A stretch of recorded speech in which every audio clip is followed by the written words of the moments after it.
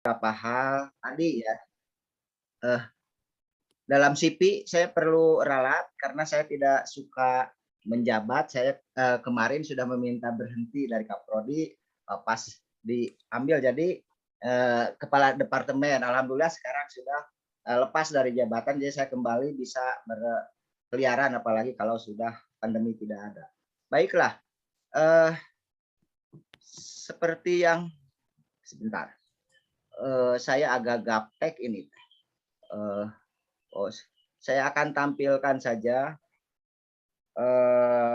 PowerPoint di sini karena materi saya sudah kirimkan dalam bentuk PDF. Kalau memerlukan persilahkan. Juga file Word-nya juga ada di saya ini. Ya. Intinya, sebentar ini mau share screen ya. Ya. Share screen. Yang tulisannya hijau. Iya. Tapi ini pas disabled participant screen. Gimana? Nah. Apa ini kenapa? Iya, sudah. Ini sudah share screen tuh. Iya, tapi nggak mau tuh.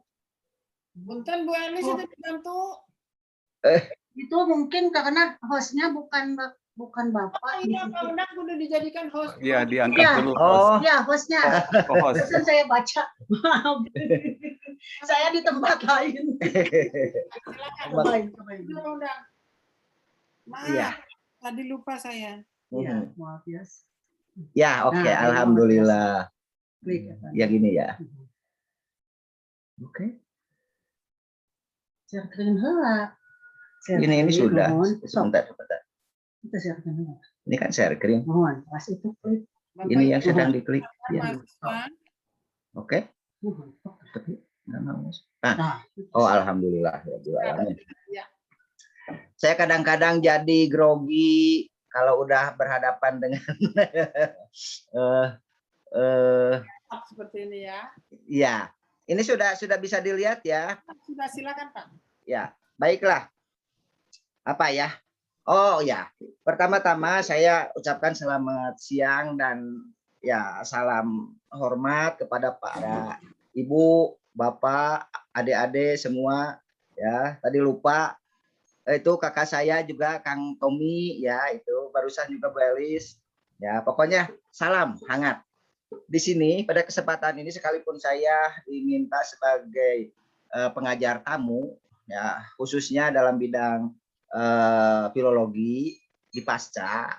Nah, kalau saya bicara dengan para mahasiswa Pasca, saya tidak menempatkan diri sebagai dosen karena ya yang namanya pasca sarjana itu keilmuannya sudah mulai terfokus pada satu bidang, yaitu umpamanya bidang filologi. Oleh karena itulah saya menempatkan diri sebagai ya kakak ya yang lebih dulu masuk ruang filologi. Oleh karena itulah saya ingin sharing pengalaman kefilologian saya dengan adik-adik itu ya prinsipnya. Jadi ini betul-betul pengalaman praktis ya sedapat mungkin, sekalipun ya secara normatif ya tentu saja kita ya tunduk secara akademis. Baiklah ya, saya sampaikan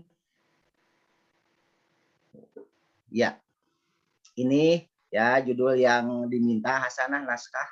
Tuh barusan biasa kita ketik terburu-buru langsung dinamika dokumentasi naskah tradisi. Ini yang diminta oleh Ibu Ketua Program ya. Jadi saya ikuti saja sekalipun barangkali apakah nyambung atau tidak, tapi yang saya tangkap ya seperti apa yang akan saya sajikan sekarang. Ya, saya juga ingin menyampaikan secara narasi, ya, mengingatkan karena sekali lagi di sini saya bukan menggurui, tapi juga saling mengingatkan ya atau ya pengalaman. Nah, dalam benak saya ya tentu saja sepakat naskah merupakan sumber informasi kebudayaan yang sangat penting ya dalam upaya lebih meningkatkan perwujudan kesatuan budaya nasional. Ya. Berkat adanya tinggalan tradisi tulis, berbagai gagasan dan pikiran mengenai kehidupan masyarakat masa lampau sampai pula pada generasi masa kini untuk dapat dibaca. Nah ini, jadi berbicara naskah tetap kita akan mengaitkan dengan konstelasi ya nasional yaitu negeri kita. Ya, apalagi ini naskah Nusantara. Ya. Nah berikutnya ya perlu juga kita simak. Ya. Jadi kesaksian tradisi tulis memang dapat memberikan keterangan lebih jelas ya, dibanding peninggalan dalam wujud satu puing bangunan fisik. Ini kata-kata ini klasik, tapi sengaja saya ulang supaya mengingatkan kepada kita. Ya.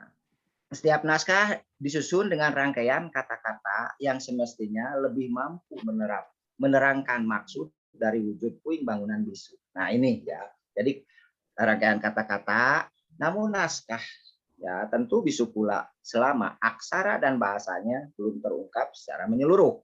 Nah, sering-sering dapat naskah ketika dibuka, aduh, mulai melihat aksaranya, lalu apa bahasanya, nah itu. Demikian pula halnya dengan naskah-naskah Sunda. Ya, untuk dapat mewujudkan semua itu secara lengkap dan utuh, ya diperlukan studi khusus. Nah, hanya gitu. Yaitu cabang ilmu khusus, yaitu filologi. Nah, selama ini memang saya juga suka merenung. Kok filologi itu tidak pernah muncul, sering diisukan, yaitu ya bernaung lagi di bidang ilmu sastra, bernaung lagi di bidang ilmu sastra. Padahal di Unpad pasca sarjana paling awal itu yang dibuka oleh guru-guru kami itu filologi S2 itu. Setelah itu mengikuti yang lain-lainnya begitu di R3 itu. Baiklah, ini perlu kita sadari ya tentang eksistensi naskah dalam konstelasi budaya. Ya, naskah dapat dikategorikan sebagai salah satu tangible culture heritage. Nah, tangible jadi warisan budaya kebendaan yang bersifat konkret. Nah, yaitu natural culture dan sekaligus mengandung teks yang dapat dikategorikan sebagai intangible culture heritage ya, yang bersifat non kebendaan atau material culture. Nah, ini perlu kita sadari bahwa secara definitif ya kita sepakat ya, bahwa naskah adalah wujud konkret dari sebuah tulisan tangan yang di dalamnya mengandung teks. Nah, ketika apa itu teks? Teks adalah kandungan atau muatan naskah yang bersifat abstrak dan hakiki. Makanya itulah ada dua bentuk yang penting di naskah itu. Bentuk konkretnya yaitu bentuk fisik ya, yang dikategorikan ya secara kodikologis yang bisa dijangkau secara kodikologis, dan yang abstraknya teksnya yang abstrak gitu tapi hakiki. Nah itu perlu kita sadari sebagai sama-sama peminat naskah. Dan teks ini sendiri itu pada prinsipnya terbagi ya dua ya, perlu kita sadari ya, ada dua ya, yaitu teks ilahiyah dan teks insaniah. Nah, seperti dalam buku-buku, umpamanya dalam buku-buku rujukan filologi yang disusun oleh Ibu Profesor Parorobadi DKK, ya teks itu ada dua, teks sakral dan teks profan. Kalau saya mencoba ya menganalogikan dari sisi itu, ada teks insaniah dan teks ilahiyah, karena sering-sering umpamanya naskah-naskah pesantren sering ada nukilan ayat-ayat ya, Al-Quran. Berarti kan itu, nah inilah ya yang perlu kita sadari, ini dasar-dasar tentang pengetahuan naskah. Baiklah, selanjutnya ini gambaran umum naskah Sunda. Nah, secara fisik ya naskah Sunda ya berdasarkan pengalaman selama ini ya terdiri atas aneka ragam bahan alas tulis ya. Jadi secara alas tulis, nah biasanya ya diawali dari kulit binatang. Nah, itu sekalipun tidak banyak ini, ya, terutama handalam itu yaitu kulit binatang yang masih ada dalam kandungan induk ya, induknya. Tapi ini tentu saja bukan ya seorang penulis naskah mencari hewan bunting lalu dibunuh, bukan. Biasanya kalau ada hewan kebetulan bunting meninggal atau mati ya itu biasanya nah kulit anaknya itu sangat bagus, tapi karena langka dan sebagainya sehingga jarang ya digunakan untuk naskah secara utuh, biasanya untuk hal naskah-naskah tertentu biasanya yang sakral. Kemudian juga dari tumbuhan, ya, aneka ragam tumbuhan. yaitu kulit pohon saeh yang dikenal dengan daluang, ya bilah bambu, tentu saja di daerah-daerah lain. Selanjutnya ya daun palem-paleman seperti lontar, di sini itu nipah atau kirai biasanya atau bangban itu sejenisnya. Daun kelapa juga digunakan dan sebagainya. Lalu ya alas tulis yang berikutnya ya kertas ya buatan pabrik lokal maupun impor. Ada yang polos dan ada yang memakai watermark. Selanjutnya ya aneka ragam bahan alat tulis. Kalau tadi alas tulis ya kita temukan dari tumbuhan seperti harupat di Sunda itu ya. Harupat itu ya tulang ijuk, lidi tulang ijuk yang kerasnya. Juga ada ya batang pohon paku andam yang itu. Selanjutnya logam. Ya, aneka ragam logam biasanya peso pangot, lalu kalam ya, ballpoint, pulpen, pensil itu. Tentu saja ya tinta baik lokal maupun ya, impor. Yang terkenal ya sampai sekarang biasanya tinta Cina, tapi ya tinta lokal juga kita ya di daerah Nusantara khususnya di Sunda juga sudah mulai diproduksi sejak lama. Nah, komponen fisik selanjutnya adalah ragam tulisan. Nah, naskah Sunda itu ada yang disebut aksara Sunda, ya, aksara Buddha atau gunung, yaitu yang menurut Piso. Ada cacarakan, aksara cacarakan itu aksara Jawa yang dipinjam oleh Sunda, gitu ya. Gitu.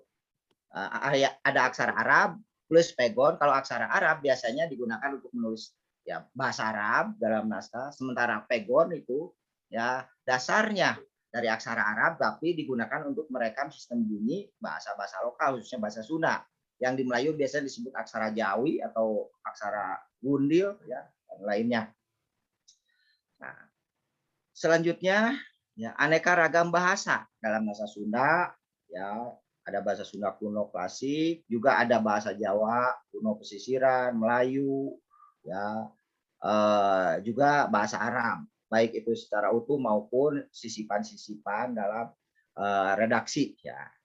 Selanjutnya, nah ini ciri-ciri luar juga menentukan. Apa yang dimaksud ciri-ciri luar? Ya, biasanya ya mulai dari tali pengikat, lempir itu lontar, lempir lontar atau lembar halaman naskah. Nah, saya menemukan dari ramat itu ya serat batang pohon pisang ya seperti itu benang itu. Juga ada lulub yang tentu saja kualitasnya bagus, halus sekali dari kulit pohon waru, dan arei yaitu batang tumbuhan rambat tentu saja sudah melalui proses ya pengerjaan ya secara profesional ya pada masa itu. Selanjutnya, kita juga harus mengenal adanya kuras. Apa itu kuras? Biasanya naskah-naskah itu naskah berbahan kertas. Nah, biasanya setiap 5 lembar, umpamanya A4, ya, lalu dilipat jadi 10, lalu diikat dengan benang, lalu ya dari 10 ikat nah itu yang disebut satu kuras. Kumpulan dari kuras menjadi bundel. Ya, bisa mau 10 kuras, mau berapa itu jadi buku, itulah kuras. Ya. Nah, ini juga penting untuk meninjau ketika naskah itu amburadul di lapangan. Itu. Paginasi, nah, atau kata alihan. Nah, kenapa penting? Karena sering-sering naskah ya tidak ada nomor halaman. Ini, kalaupun ada misalkan sistemnya double, satu angka untuk 2 lembar, tapi yang lebih repot lagi ya tidak ada nomor halaman. Padahal di situ ada kata alihan, biasanya di sudut. Itulah ya tradisi pesantren termasuk di lontar juga sering itu torehan-torehan itu sangat penting untuk merekonstruksi menyusun ya lembaran-lembaran atau lempiran-lempiran halaman. Itu namanya ya paginasi atau kata alihan.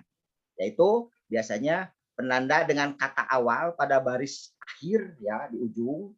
Nah, sebagai awal kata pada lembar berikutnya. Nah juga kenapa naskah-naskah termasuk lontar atau naskah tanpa baris itu begitu rapi? Karena biasanya penulis itu sudah membuat garis-garis bayang. Apakah itu ada polanya, dicetak, digores, itulah yang namanya regula. Ya. Nah, itulah ciri-ciri sekarang tidak terbaca. Ya judulnya lu. Nah, oh ya, kategorisasi naskah. Ini barangkali sebuah ya penawaran pemikiran baru dari saya selama ini, karena sering-sering kita meneliti naskah. Oh ini naskah itu dikategorikan kuno semua. Saya mencoba berpikir, ya kan naskah itu pasti ada yang menulisnya. Itu. Lalu pertanyaan saya, pasti orang pintar. Nah, saya berpikir selama ini di minimal di perguruan tinggi banyak doktor, banyak profesor, tapi tidak semua produktif menulis. Nah, itulah. Jadi ya naskah-naskah itu dengan demikian produk ya kaum intelektual masa lalu, ya nenek moyang kita. Nah, yang menjadi pertanyaan, persoalan, di mana mereka menuntut ilmu. Nah, setelah saya juga mempelajari naskah, ya di dalam tradisi Sunda, dalam sistem kerajaan ternyata ada yang boleh dikatakan salah ya sebagai nama lembaga pendidikan formal pada masa sistem kerajaan, yaitu istilah Mandala. Istilah Mandala salah satunya itu, bahkan ya tercatat dalam naskah kuno itu ada 73 Mandala di wilayah Tatar Sunda dari ujung kulon sampai di Gunung Kumbang, Brebes itu. Nah, tercatat 73 Mandala. Jadi kalau ada pertanyaan, ya dia ditanya oleh mahasiswa, Pak, kalau Raja Sunda yang terkenal dengan Siliwangi, apakah itu sekolah atau tidak? Gitu. Ya dalam pikiran saya itulah yang menggelitik saya sehingga saya mencoba melacak itu. Ya jelas tidak, karena istilah sekolah itu baru. Tapi kalau tapak, nah itu pasti di Mandala. Tolabul ilmi di pesantren atau di surau. Nah, istilah tapak juga sekarang terjadi distorsi, terjadi peyoratif, pesannya tapak itu aktivitas klinik, padahal tapak itu yaitu tolabul ilmu dalam bahasa Arab. Itu ya. Nah, Mandala. Jadi ada kepustakaan Mandala. Tentu saja saya coba telusuri dengan ciri-ciri komponen fisiknya. Ya, dari tadi yang umum, nah, bahan alas tulis biasanya berupa daun palem-paleman, seperti lontar, nipah tirai, dan sejenisnya. Di samping yang menggunakan bilahan bambu. Nah, ini juga bisa dipikirkan untuk di daerah-daerah lain, di Sumatera, mungkin di Sulawesi, di Kalimantan, tentu saja ya, di daerah-daerah lain. Nah, selanjutnya alat tulis. Ya, ini pustaka Mandala. Ya, sekali lagi pustaka zaman sistem kerajaan. Umumnya pada saat itu kan ya teknologi belum begitu berkembang. Makanya ketika lontar pasti digores, digrafir dengan peso pangot, ya ditoreh, ya atau ditulis dengan menggunakan tinta dengan alat paku andam dan harupat. Tapi itu bukan untuk lontar biasanya, untuk bahan nipah. Ya, itu karena nipah itu kalau seratnya tidak sepadat itu, kalau ditoreh pasti cepat rusak. Itu salah satu alasan. Selanjutnya juga tentang aksara, ya yang dikategorikan pustaka Mandala. Ya, cenderung ya naskah-naskah Sunda kuno, ya itu menggunakan aksara Sunda. Ya, yang juga ada aksara Buddha atau gunung seperti karya Romo Kun itu Kunjara Karna itu. Nah, aksara Buddha atau aksara gunung ini itu yang menyebutkan itu ada dalam literatur of Java. Volume berapa itu episode. Itu yang menyebutkan aksara Buddha atau gunung. Itu ya. Aksara ini bisa digunakan untuk merekam sistem bunyi bahasa Sunda kuno, juga sistem bahasa Jawa. Inilah maka ya, ada semacam keunikan aksara Buddha ini. Ya. Nah, kalau aksara Sunda jelas berbeda dengan aksara Jawa, ya termasuk Jawa kuno gitu. Jadi tidak ada bunyi-bunyi konsonan yang berat. Nah, itu ya. Selanjutnya bahasa yang digunakan tentu saja ya naskah-naskah perpustakaan Mandala itu bahasa Sunda kuno. Nah, tapi biasanya yang termasuk bahasa Sunda kuno itu dialek temporal ya, kategorinya sebagai bahasa dialek temporal yang umumnya digunakan untuk mengungkapkan tek-tek ya, dengan pengaruh serapan ya, banyak serapan dari bahasa Sanskrit dan Jawa kuno itu saling itu bahasa Sunda kuno itu. Jadi bahasa dialek kita kenal ada dialek temporal yaitu waktu, dialek geografis yaitu wilayah, dan dialek sosial di Sunda Jawa itu ada yaitu kelas kata, unggah ungguh, undak usuk juga. Nah ini dialek temporal, dialek waktu. Jadi ada bahasa kuno, bahasa tengahan dan bahasa. Kemudian ciri-ciri. Nah seperti tadi. Nah karena cenderung umumnya dari bahan dedaunan, lontar dan nipah. Nah, ini sering ada tali. Kemudian biasanya ya itu kan dengan semacam logam. Logam apakah itu koin berupa uang atau juga lempengan-lempengan bekas baju jirah biasanya. Logam itu ya tali itu diikatkan ya. Nah, ini jadi alat-alat tali pengikatnya itu ya masih tradisional sekali. Nah, tentu juga ya tadi sebagaimana disebutkan regula masih. Nah, ini nuansa tek ya, nuansa teknya. Tadi kan ciri-ciri fisik.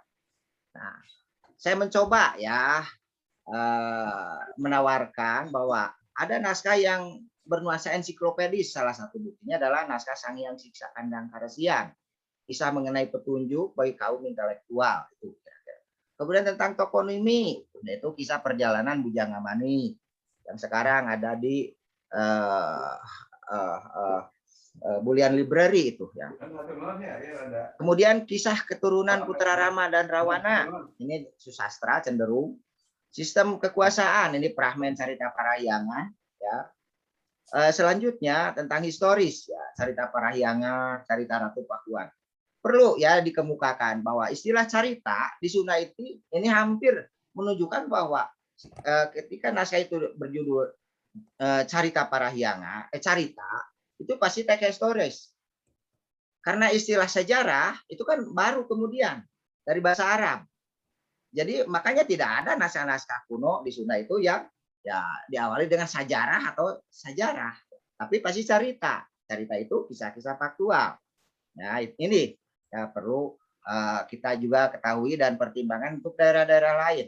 Ya, sekalipun sejarah itu menunjukkan silsilah, sejarah pun di Arab itu ada tareh dan itu ya yang mana yang dipakai. Ya, sejarah jadi kisah naratif, sementara ya seharusnya silsilah. Kemudian ya berkaitan dengan keagamaan dan filsafat. Ini hampir ya sering kita sebut-sebut tentang Sewaka Dharma atau Kawih Panyaraman, ya Senandung Nasihat, Carita Purnawijaya, kisah keunggulan sempurna, ya Kawih Paningkes, ini Leis Pan, ya Sunan Gunung Jati. Oh ya, naskah Hemang ini gabungan Jati Niskala dan sebagainya ya, ini Amanat Galunggung dan sebagainya. Yang lucu ini juga ada kisah Sri Ajana, kisah manusia turun ke alam dunia. Ini di Sunda itu. Jadi kalau dalam mitologi Islam itu kisah Adam Hawa. Di Sunda ada ini. Ini dari sisi filologi dan ini sangat menarik bagaimana hubungan itu. Ini tentang keagamaan dan filsafat. Lalu ada juga naskah-naskah mengenai obat-obatan dan penyakit. Banyak sekali. Ini saya tidak saya lampirkan karena kan ini di buku saya ini ya semua sudah didata ini ya dalam psikologi. Nanti akan saya cetak ulang. Kemudian juga ya sekarang kan sedang ribut mencari ya tentang naskah obat-obatan ada di Sunda kuno. Naskah mengenai ilmu pengetahuan, berbagai ilmu pengetahuan segala macam. Ini dan naskah yang mencatat berbagai hal yang berkaitan dengan kondisi sosial kerajaan Sunda, Galuh dan Pajajaran. Ini kira-kira nuansa teks naskah dari Kamandalaan. Naskah Mandala naskah dulu. Selanjutnya, nah apa ini bacaannya? Kepustakaan pesantren, oh iya, atau di daerah Sumatera dan di luar Jawa lebih populer dengan surau. Nah, kepustakaan pesantren. Nah, pesantren ini sebagai lembaga pendidikan formal ketika sistem kerajaan sudah mulai bergeser dan pengaruh Timur Tengah khususnya Islam masuk, maka sistem kerajaan menjadi kesultanan. Maka lembaga formalnya ya pesantren. Ciri-cirinya apa ya? Selama pengamatan di lapangan ya yang saya temukan mulai dari bahan alas tulis ya ada ya awal lontar, kulit pohon saeh, ya yang disebut daluang itu, ya yang Dr. Teddy sekarang kembangkan, dan berbagai kertas lokal maupun impor. Nah, pada awal mula saya tidak pernah menduga bahwa dalam pustaka pesantren ada lontar, tapi ternyata belakangan ya beberapa tahun belakangan atau ya dekade tahun saya mendapat sebuah naskah lontar yang isinya tentang ya isi apa surat Ali Imron. Inilah terkejut kok. Ya, ini lontar bisa dipakai menulis aksara Arab yang begitu indah dan ikalnya begitu indah gitu. Biasanya kan ya itu ternyata itulah. Jadi di pesantren juga ada ya lontar. Bonsai. Nah, inilah ketika masa kemandalaan itu bahan itu sedikit, maka jangan heran kalau naskah-naskah mandala atau naskah-naskah lontar itu bahasanya pelit-pelit, padat-padat ya. Misalkan ya Prapanca menulis ya tentang Desa Warnana atau juga Sutasoma yang ditulis oleh Hutan Tular. Bahasanya itu irit-irit karena memang bahannya sedikit. Maka dipilihlah kata-kata yang padat. Demikian pula seperti misalkan Carita Parayangan sebagainya. Nah, ketika muncul saeh, ya dulunya saeh secara historis itu hanya dipakai alat untuk baju-baju upacara adat. Tetapi ketika Islam datang, besar itu maka saeh beralih fungsi sebagai alat tulis. Maka ketika ada pesantren lah orang ya bergimbraria menuliskan, mengungkapkan ya ide-ide gagasan seluas mungkin. Maka naskah-naskah kita pesantren tebal-tebal. Barangkali itulah nuansa baru dari pesantren ya, sehingga ya tulisan-tulisannya itu. Jadi yang ada anggapan bahwa ini naskah kulit binatang bukan. Saya umumnya Quran yang kuno sekalipun saya ya menemukan itu dari kulit pohon saeh dengan tulisan tentu saja ya iluminasi yang sangat bagus. Dan di daerah Sunda ya itu subur sekali saeh. Nah, tadi alas tulis ya tumbuhan, ballpoint, pensil, tinta. Nah, pesantren bahkan pesantren juga sudah mengembangkan sheet. Nah, itu teknologi itu di pesantren itu seperti umpamanya pesantren di Sukamiskin. Jadi kitab-kitab yang biasanya nadom-nadom ditulis oleh kiai kemudian ditulis di sheet diperbanyak, maka ya para istilahnya peserta atau santri bisa ya itu cara salah satu memperbanyak kitab. Jadi pesantren sudah mulai mengembangkan teknologi ya, dari segi alat-alat produktif. Ragam aksara tentu saja ya kitab-kitab pesantren itu didominasi oleh aksara Arab ya termasuk ya pegon. Nah ini sangat menarik sesungguhnya ya tentang model aksara Arab atau hot aksara Arab ya yang berkembang di Nusantara. Jadi secara paleografis belum ada yang meneliti.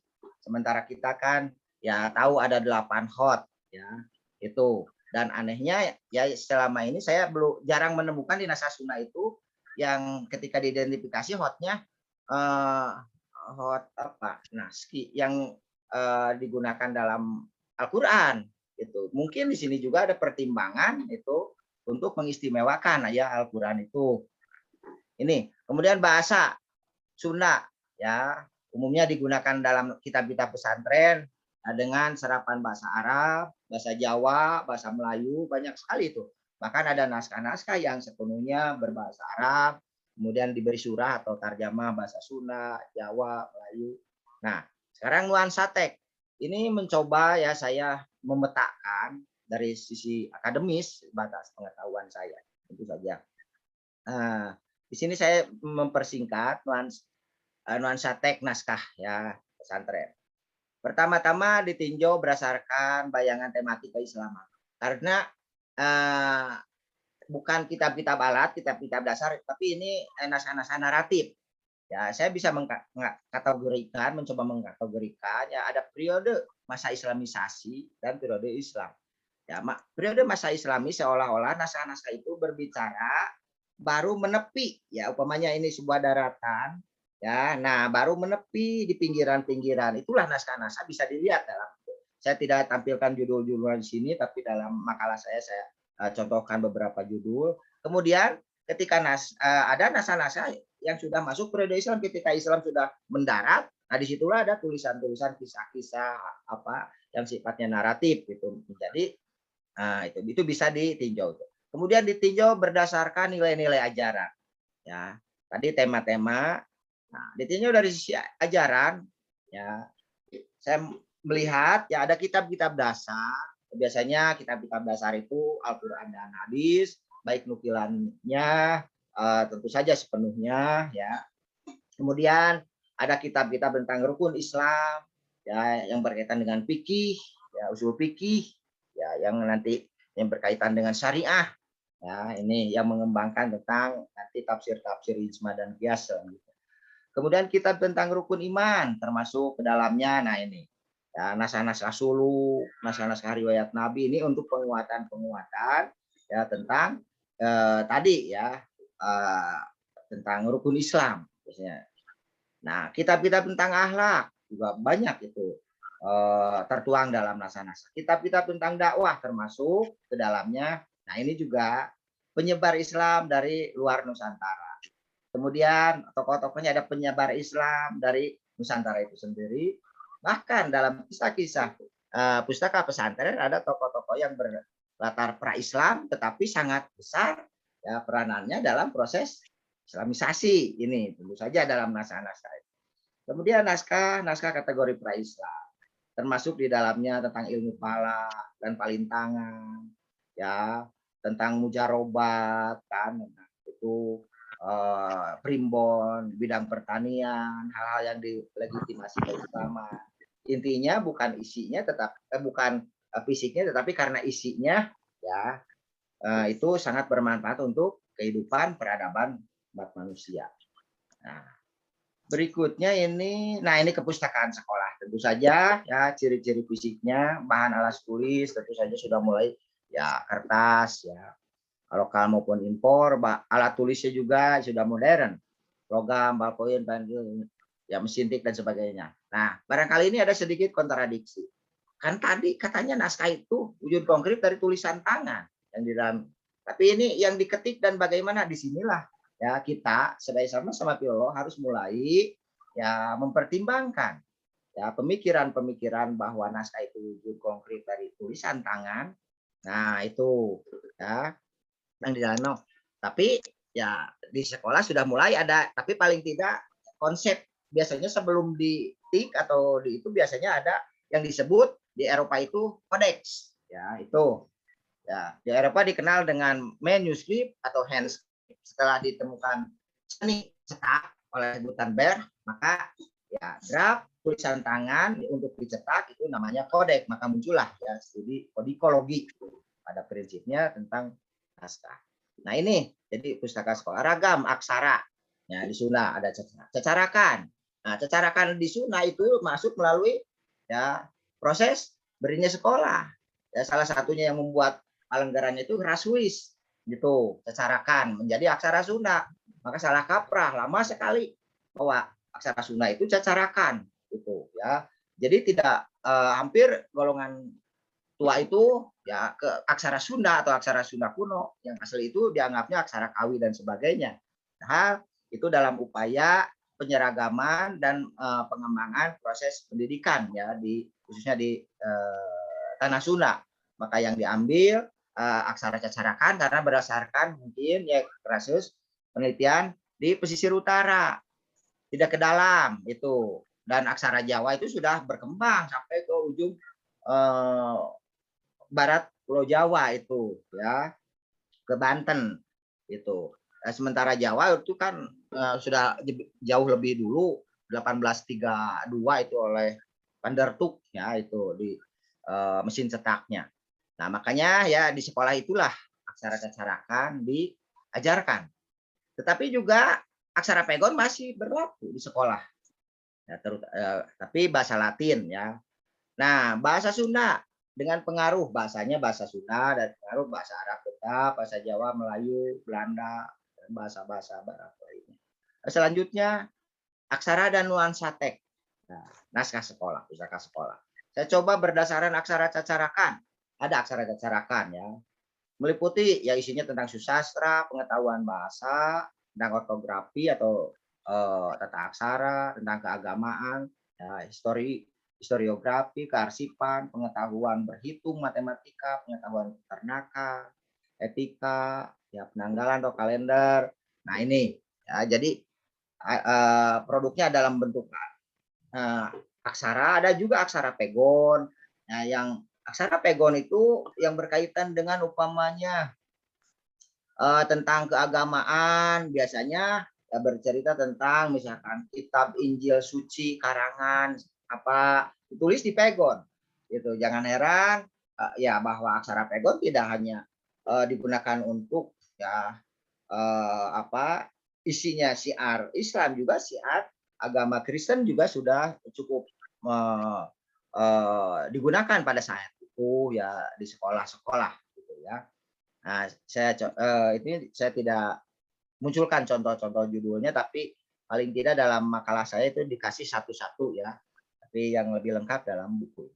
Itu tentang aksara pegon, kemudian ya tentu saja huruf Latin, yaitu pustaka sekolah umumnya, karena ya itu untuk mensosialisasikan dan implementasi ya, aksara yang lebih internasional. Nah, tapi intinya ya ini naskah pustaka sekolah pasti masa lalu kan. Ya, makanya tentang sekarang yang sedang tren pengobatan dan penyakit. Ya, pustaka-pustaka sekolah itu banyak ada dan jarang terjamah sekarang. Nah, ini tugas kita Pilolo ya, tentang pengetahuan penyakit tentang apa-apa di samping naskah-naskah pesantren juga naskah-naskah sebelumnya. Kemudian ada juga ya kitab atau pustaka sekolah yang campuran aksaranya cacarakan yang Latin, meliputi susastra, keagamaan, dan pengetahuan pertanian. Memang cukup tren waktu itu pustaka sekolah itu tentang pertanian dan peternakan, melihara ikan, berkebun dan sebagainya. Ya. Kemudian ada pula ya campuran pegon dan Latin, khususnya ini bidang keagamaan.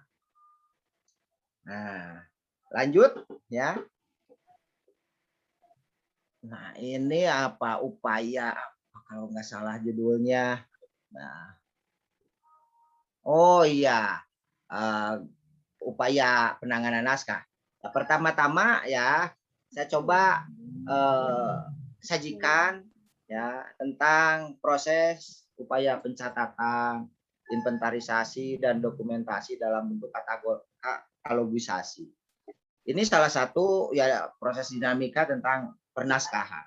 Ternyata ya di Sunda itu ya sampai kini paling tidak ya sudah ada yang saya coba munculkan sini ada 13 katalogis naskah ya, naskah ya. Mulai dari ya berangkat tahun 1899 itu Uyenbold ya. Ini masih sekalipun masih bersatu dengan naskah-naskah berbahasa daerah lainnya. Contohnya ini Catalogus van Maleski en Sundaneski Handschriften der Leidse Universiteit Bibliotheek. Juga Supplement of den Catalogus van de Sundaneski Handschriften en Catalogus van Baliniski en Sasakski Handschriften der Leider ya University Bibliotheek. Nah ini jadi Uyenbold mencoba ya mencatat naskah-naskah dalam satu buku campuran itu. Nah paling tidak ini menunjukkan sudah ada upaya sejak zaman pemerintahan kolonial Belanda, jadi kesadaran mereka untuk mencatat, menginventarisasi dan mendokumentasi sesuai dengan itu. Dan yang terakhir ya barangkali ini yang saya ketahui, tapi tentu saja sekarang di Jawa Barat pun sudah mulai banyak ya, tentang Cirebon dan sebagainya itu.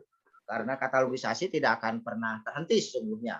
Karena naskah di kita itu ibarat apa ya, seolah-olah daerah ini habis, tapi sesungguhnya muncul lagi itulah ya apa istilahnya hal itu. Nah pengalaman ya yang Pak sekarang katalog-katalog sebut sajalah terdahulu biasanya katalog-katalog yang hanya mencatat judul di mana tempat itu naskah berada.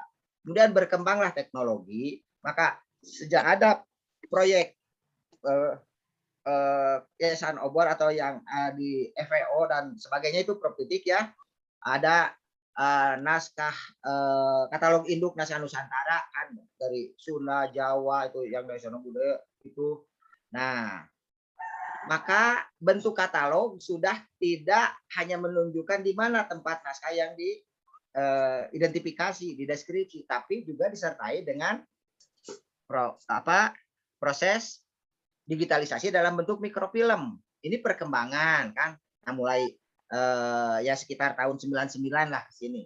Jadi awali dengan proyek dengan Toyota Foundation dan Ford Foundation itu Pak Timothy Berhen dulu, lanjut ya tentu ya Prof Titik tahu ya, ingat kita diantaranya. Nah, dimulailah program mikrofilm naskah. Jadi yang dikatalogkan itu tidak usah mencari ke tempatnya, tapi tinggal dilihat dalam naskah ini role berapa dan nomor berapa dalam role itu. Nah, pengalaman dalam katalog naskah ya Jawa Barat jilid 5A. Kenapa? Pasti ada jilid yang lainnya. Ya, terus terang saja di katalog ini kami dapatkan 50 role. Kalau rata-rata setiap role ada 50 naskah, berarti 50 kali 50 sudah 2.500 naskah. Itu ya belum habis di lapangan, belum habis itu. Dan yang diterbitkan ya dicatat dalam katalog 5A itu baru 30 roll. Itu. Yang 20 roll sesungguhnya draftnya ada di saya tapi belum sempat diterbitkan. Ini juga bahan pemikiran kita barangkali ya di sama-sama di Manasa ini. Alhamdulillah saya cari di file ternyata ketemu lagi. Ya dulu waktu itu baru 30 roll yang setebal ini teh. Nah, ini teh baru 30 roll ini. 20 roll lagi ya belum. Nah, sekarang sesungguhnya sedang bergerak katalogisasi itu ke dalam bentuk digitalisasi yaitu e-naskah. Bahkan saya mengajar ya mata kuliah tentang kodikologi itu outcome-nya adalah produknya adalah katalog e-naskah itu. Ya, jadi mahasiswa disuruh dengan alat ya seadanya dengan pemotretan seadanya melalui HP, tentu saja sifat spek HP harus dicatat lalu nanti diproses menjadi semacam ya e-naskah, katalog naskah. Ini juga kita kembangkan ya di perkuliahan. Nah, itulah salah satu upaya tentang itu dalam bentuk katalogisasi. Nah, kalau dari sisi akademis secara keilmuan, ya bekal apa yang harus kita miliki ini ya kepada adik-adik kita di mahasiswa pasca. Ya itulah filologi itu ketika sampai ya aplikasi teori dari sisi kodikologi, produknya adalah katalog naskah. Setahap lagi tekstologi itu ya mengkaji isi selama ini kan itu dengan bisa ya pengetahuan baru sampai kodikologi saja ya produk kita itu ya katalog sudah bisa itu menghasilkan ya memberikan sumbangsih terhadap dunia pernaskahan khususnya dan umumnya terhadap warisan budaya bangsa. Ini kegiatan ada saya tentang upaya itu bagian kedua ini saya tidak terbaca tapi paling redaksinya saja ya. Upaya-upaya kegiatan transliterasi. Oh, ini tentang transliterasi dan terjemahan. Semacam ini biasanya dilakukan melalui program anggaran proyek pemerintah, baik tingkat provinsi maupun kota kabupaten. Ini sunnah ya. Namun kadang-kadang tidak rutin setiap tahun. Hasil yang diperoleh dari upaya penggarapan terhadap naskah-naskah Sunda dalam tahap ini ya kuantitasnya mungkin baru sekitar 10-15% dari jumlah naskah ini. Berarti ini. Tapi syukur alhamdulillah ya setelah sekarang juga sudah mulai daerah-daerah itu meminta kepada ya komunitas pernaskahan untuk membagikan lagi cuma bahasanya karena mereka itu awam dari sisi kefilologian. Memintanya ya ada proyek penerjemahan dan transliterasi naskah. Aduh, ini bagaimana penerjemah. Sementara kan tidak mungkin atau mustahil menerjemahkan sebuah ya narasi atau redaksi naskah kalau tidak ditransliterasi minimal. Tapi transliterasi itu kan dari sisi filologi belum sampai, itu baru tahu awal.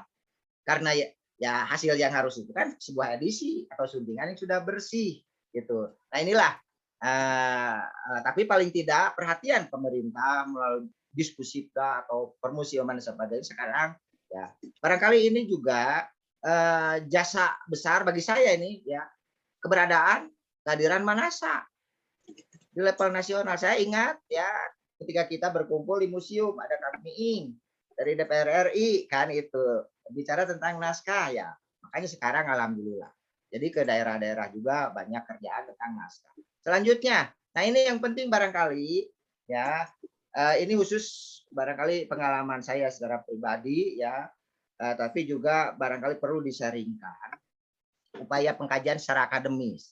Nah, upaya pengkajian secara akademis terhadap naskah-naskah Sunda baik dalam bahasa Indonesia maupun bahasa asing hingga dewasa ini pada umumnya lebih banyak dilakukan oleh kalangan akademis, terutama para mahasiswa yang ditempuh melalui bidang studi ya filologi jenjang S1, S2 dan S3 di beberapa perguruan. Produk yang dihasilkan mereka adalah naskah ilmiah akademik berupa skripsi, tesis dan disertasi. Ini juga sering-sering berhenti di apa di rak buku. Tapi syukur alhamdulillah sekarang dengan adanya majalah atau apa yang memuat itu. Nah, bisa bahkan di sekarang ada secara akademis ada tuntutan bahwa harus membuat artikel ya, termasuk para mahasiswa filologi gitu. Jadi nah, gini ya, dalam benak saya sudah mencoba memetakan dan kami sudah mempraktikkan khususnya di Prodi Suna dan di FIB, kajian naskah pada level skripsi hanya menyajikan sebuah edisi teks atau suntingan teks disertai terjemahan bahasa sumber ke dalam bahasa Indonesia disertai ringkasan teks. Itu ya, jadi kami untuk level S1 itu bagaimana mahasiswa bisa mengedisi, menyajikan kembali bacaan yang tadinya dari aksara yang kurang dipahami ke dalam ya huruf Latin sekarang ini, lalu ditambah dengan terjemahan sesuai dengan konvensi, ditambah saja ya ringkasan isi, itu cukup untuk mencapai gelar S1. Itu kami sudah disepakati. Nah S2 ya, nah itu semua kajian naskah pada level tesis menyajikan sebuah edisi suntingan teks dan terjemahan ya dari bahasa sumber ke bahasa sasaran, bahasa ringkasan isi teks disertai kajian analisis ya multidisiplin tentang fungsi sosial naskah. Itu plusnya. Nah, ada kesan ya, dan di filologi Unpad itu tradisional katanya karena edisi teks utuh. Ya bagaimana mungkin kan tujuan utama filologi itu sejak ya pakar-pakar filolog zaman Belanda itu menyajikan edisi teks. Umpamanya Profesor Haryati, Cinyana Sidanta, ya Korawa Asrama dan sebagainya edisi teks itu. Nah, itu harus dipikirkan begini saya dalam benak saya. Jadi naskah harus dibedakan dengan karya modern. Sering-sering naskah itu hanya dinukil, diambil isinya. Tidak boleh begitu. Kalau naskah itu diedisi dulu. Baru setelah hasil edisinya dan terjemahannya paling tidak baru dikaji isinya. Itu ya.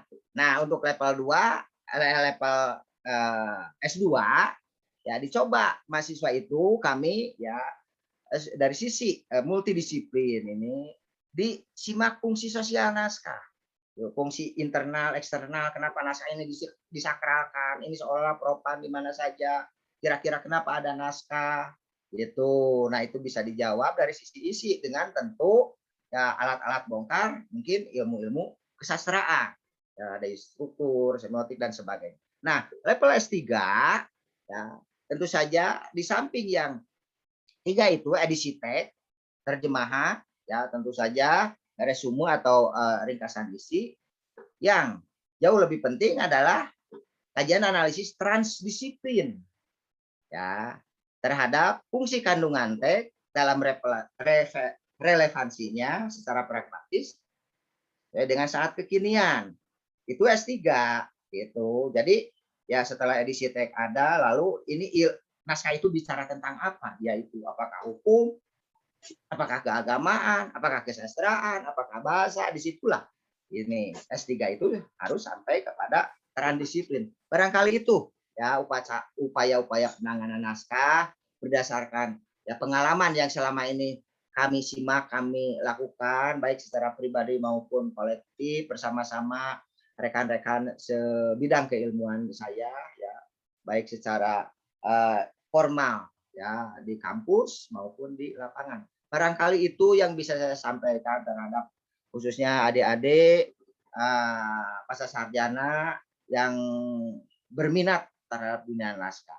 Ini yang bisa saya sampaikan ya, mohon maaf atas segala kekurangan. Saya tidak berbicara tentang metodologi dan sebagainya itu karena terlalu normatif. Ini saja ya, barangkali. Akhirul kalam. Wabillahi taufik wal hidayah. Assalamualaikum warahmatullahi wabarakatuh. Waalaikumsalam Waalaikumsalam warahmatullahi wabarakatuh. Tolong ditutup Pak Undang. Iya, gimana caranya tadi? Gaptek lagi. Ditutup aja share screen-nya, diklik. Iya. Oh iya, ini nih ada.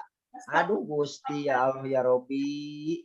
Stop share screen, nah itu diklik. Saya malu oleh Ibu Hajah Titin makanya Apa-apa. ada. Bu tolong Bu. Stop share. Stop. Oh yes. Alhamdulillahirobbilalamin. Menemukan ada tulisan stop yes. Saya malu sama Kang Haidar Izudin. Nggak apa-apa lah. Kalau sama kakak saya itu nanti ketemu pasti dimarahi oleh Kang Tommy. Itu masalah. Mangga. Ya. Baik Bapak Ibu sekalian dan para mahasiswa, kini tibalah saatnya bagi kita untuk berdiskusi tentang naskah Sunda. Tadi Pak Undang sudah menjelaskan tentang macam-macam tentang secara teoritis semua apa yang harus dilakukan dan sebagainya. Nah, kita ingin tahu juga sebetulnya naskah Sunda itu apa saja dan bagaimana saja, apa saja yang sudah Pak Undang kerjakan dengan naskah Sunda. Mungkin itu menjadi pertanyaan dari Bapak Ibu sekalian dan juga para mahasiswa. Jadi saya persilakan saja untuk mengajukan pertanyaan, bisa langsung dan bisa dijawab langsung, bisa juga melalui chat, nanti saya bacakan. Silakan Bapak Ibu mahasiswa terutama, silakan para mahasiswa dan juga para penonton atau pengunjung dari kegiatan ini. Silakan. Kita masih punya cukup banyak waktu, sekitar 1 jam untuk berdiskusi. Alhamdulillah. Pak Undang belum bercerita banyak tentang naskah Sunda yang sudah dia kerjakan dan apa saja. Kalau ada foto sebetulnya menarik Pak, supaya kita juga bisa lihat foto-foto naskah Sunda apa saja. Ya silakan. Mari, diskusi dibuka, silakan. Ada Bu Mujiza ikut hadir, ada Pak Tommy, ada Ibu Turita, Ketua Prodi, Susastra FIB UI. Terima kasih. Silakan Bapak Ibu atau para mahasiswa, atau silakan siapa saja ingin bertanya kepada Pak Undang. Kalau belum ada, mungkin saya coba untuk bertanya kepada Pak Undang. Pak, naskah apa saja, udah berapa naskah yang Bapak teliti tentang naskah Sunda? Sudah berapa banyak, kurang lebihnya deh, seingat Bapak.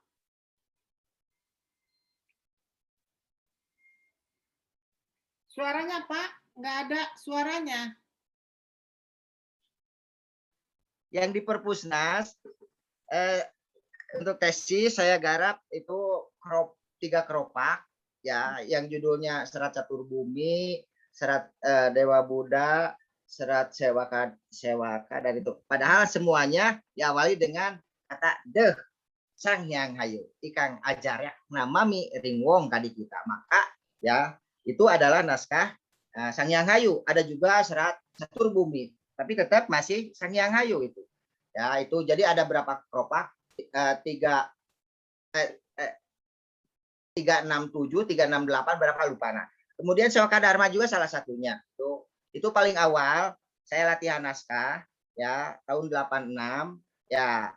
Dan saya juga terus terang berterima kasih kepada UI khususnya FIB karena guru saya yang membuat saya ya tertarik kepada naskah adalah Mang Ayat, Profesor Ayat Rahedi yang sejak tahun 86. Makanya saya dengan Kang Agus itu kakak. Kang Agus itu kalau ke sana koi pasti mampir ke arkeologi, kalau tidak ke sastra Jawa gitu. Sekarang kayak jadi itu jasa ya UI besar sekali melalui Prof Ayat saya dibesarkan. Untung ada adik saya.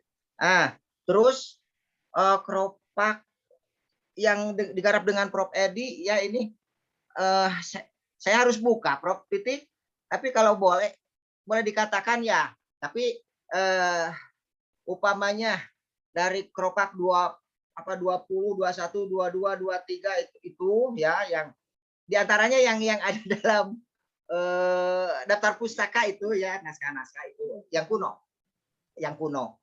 Terus di Ciburui juga, di Ciburui beberapa garapan ya itu. Ciburui itu salah satu skriptorium ya Sunda kuno. Itu barangkali mandala ya itu satu-satunya barangkali di Sunda atau mungkin ya di Jawa ini. Jadi itu juga salah satu bentuk ya tinggalan. Terus naskah-naskah tentang pesantren juga saya ini tentang Kian Santang. Saya skripsi babat Cirebon. Sejarah Lamping para wali KB. Dulu saya berminat itu untuk mengkaji naskah-naskah Islam. Tapi diantaranya karena beliau guru-guru itulah udah masuk naskah lontar saja karena itu ya, tentu masih banyak generasi yang itu. Makanya saya kembali ke lontaran Sunda kuno.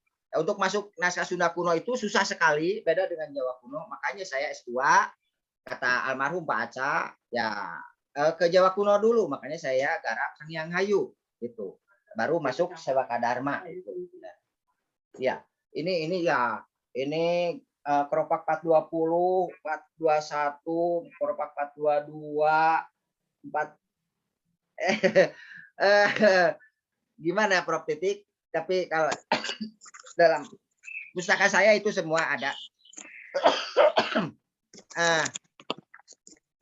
Barangkali itu yang itu. Tapi kepada adik-adik juga ya para mahasiswa, ini bukan ini sharing pengalaman.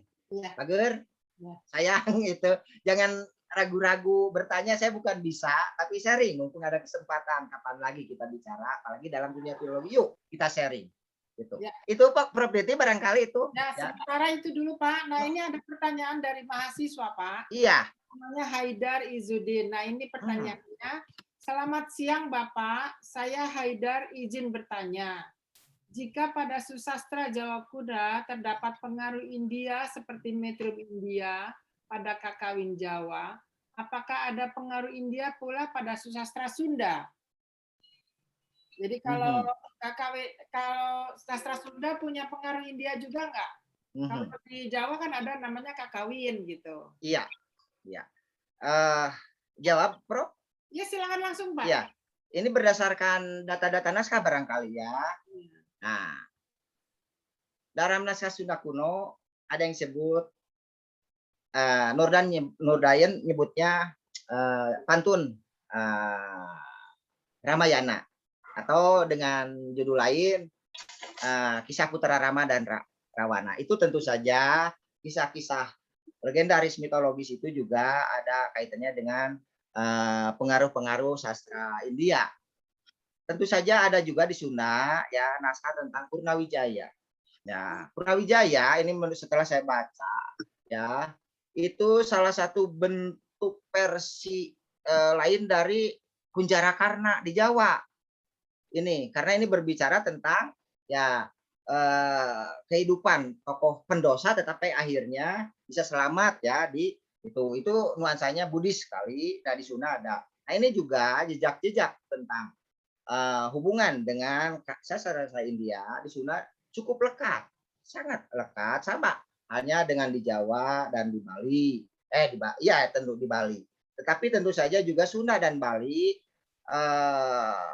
cepat juga menerima atau melebarkan juga ya wilayah eksplorasinya ke Timur Tengah. Ya, sehingga karya-karya sastra Timur Tengah khususnya yang bernuansa Islam juga itu.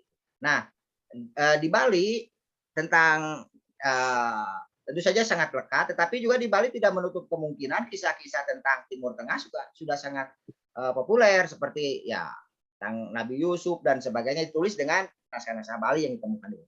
Barangkali itu tentang kakawin. Ya, di Sunda begini ya, hampir ya karya-karya para kawia ya. Jadi perlu dipikirkan ini penulis naskah anonim itu. Saya mencoba membaca Roaming Through Seductive Garden. Itu karya G.L. Koster. Dan teori itu diterapkan oleh Henk Mayer. Sehingga Henk Mayer ya mencoba menelusuri tentang proses keberadaan suatu tradisi khususnya naskah. Dipetakan ada istilah dalang dan dagang. Nah, saya coba simak dalam naskah-naskah Sunda kuno. Ternyata di Sunda kuno, dalang dan dagang itu ibarat kawi dan wiku. Nah, jadi dalang itu adalah seorang yang menempatkan diri sebagai yang segala sesuatu normatif. Ya, yang disampaikan itu harus normatif. Tetapi dagang itulah yang melankolis. Itulah yang menulis indah. Maka dalam tradisi naskah Sunda kuno saya coba, oh ada kawi. Kawi itu penulis, makanya kalau karya saya disebut kakawin, pasti berpola metrum. Bukan prosa, karena bahasa indah. Tapi di dalamnya ada didaktis, ya, dan sebagainya. Nah, di satu sisi, para kawia juga bisa memerankan diri sebagai wiku, yaitu seorang yang berpengetahuan normatif, secara, itu barangkali. Jadi, karya-karya yang bernuansa puisi, itu cenderung karya-karya produk para kawia yang dikenal dengan kakawin. Kemudian di Jawa berkembang menjadi kidung, kan itu dengan munculnya barangkali itu hanya beda istilah, tetapi tren zaman ada sampai sekarang. Barangkali itu Kang Haidar ya, dan jangan salah itu ya, di Melayu pun ada, sekalipun ya Melayu ya Sumatera itu sudah ya tersembunyi tentang jejak-jejak itu. Kalau baca karya Braginski, tolong itu ya mahasiswa filologi baca Braginski yang indah, yang berfaedah, bagus sekali ya. Kalian para mahasiswa bisa membuka wawasan ya. Jadi jangan hanya berkutat di sini, harus terus. Barangkali itu Prof Titik ya yang bisa saya sampaikan.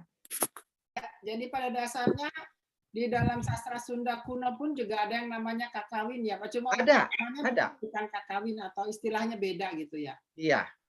Tapi ada pengaruh India jelas dalam sastra jelas Sunda kuno ya. Ada. Ya. Bahkan sampai dibentangkan ke dalam tradisi pesantren. Ya. Itu. Ya. Enggak. Sudah dijawab ya, Haidar. Nah, ini ada pertanyaan dari Naufal, Pak. Ya. Selamat siang, Pak. Saya ingin tanya, apakah di penaskahan dan kesusastraan Sunda mengenai saduran-saduran dari kitab zaman Hindu, Buddha di zaman Islam, sebagaimana sastra Jawa di Jawa, sastra Jawa di Jawa, ada nggak? Begitu, Pak. Ya. Terima kasih ya. Penanya bagus. Ya. Kadang-kadang di sini tadi ya berbicara tentang naskah Sunahasana, naskah Sunda. Sering-sering ya dalam pandangan kita nenek moyang itu dulu itu eksklusif ya berbicara naskah Sunda. Padahal di skriptorium itu juga sudah terjadi saling tukar. Kenapa di Sunda ada naskah berbahasa Jawa kuno, demikian juga ya tidak menutup kemungkinan bahkan ada naskah Sunda yang dalam pustaka Jawa. Dan tentu saja bukan anak Sunda dan Jawa karena dekat, ke Melayu kemana, ini harus dibuka pandangan ini. Jadi nenek moyang kita itu ya tentang pengetahuan literasinya, tentang eksplorasi literasinya sudah saling melengkapi.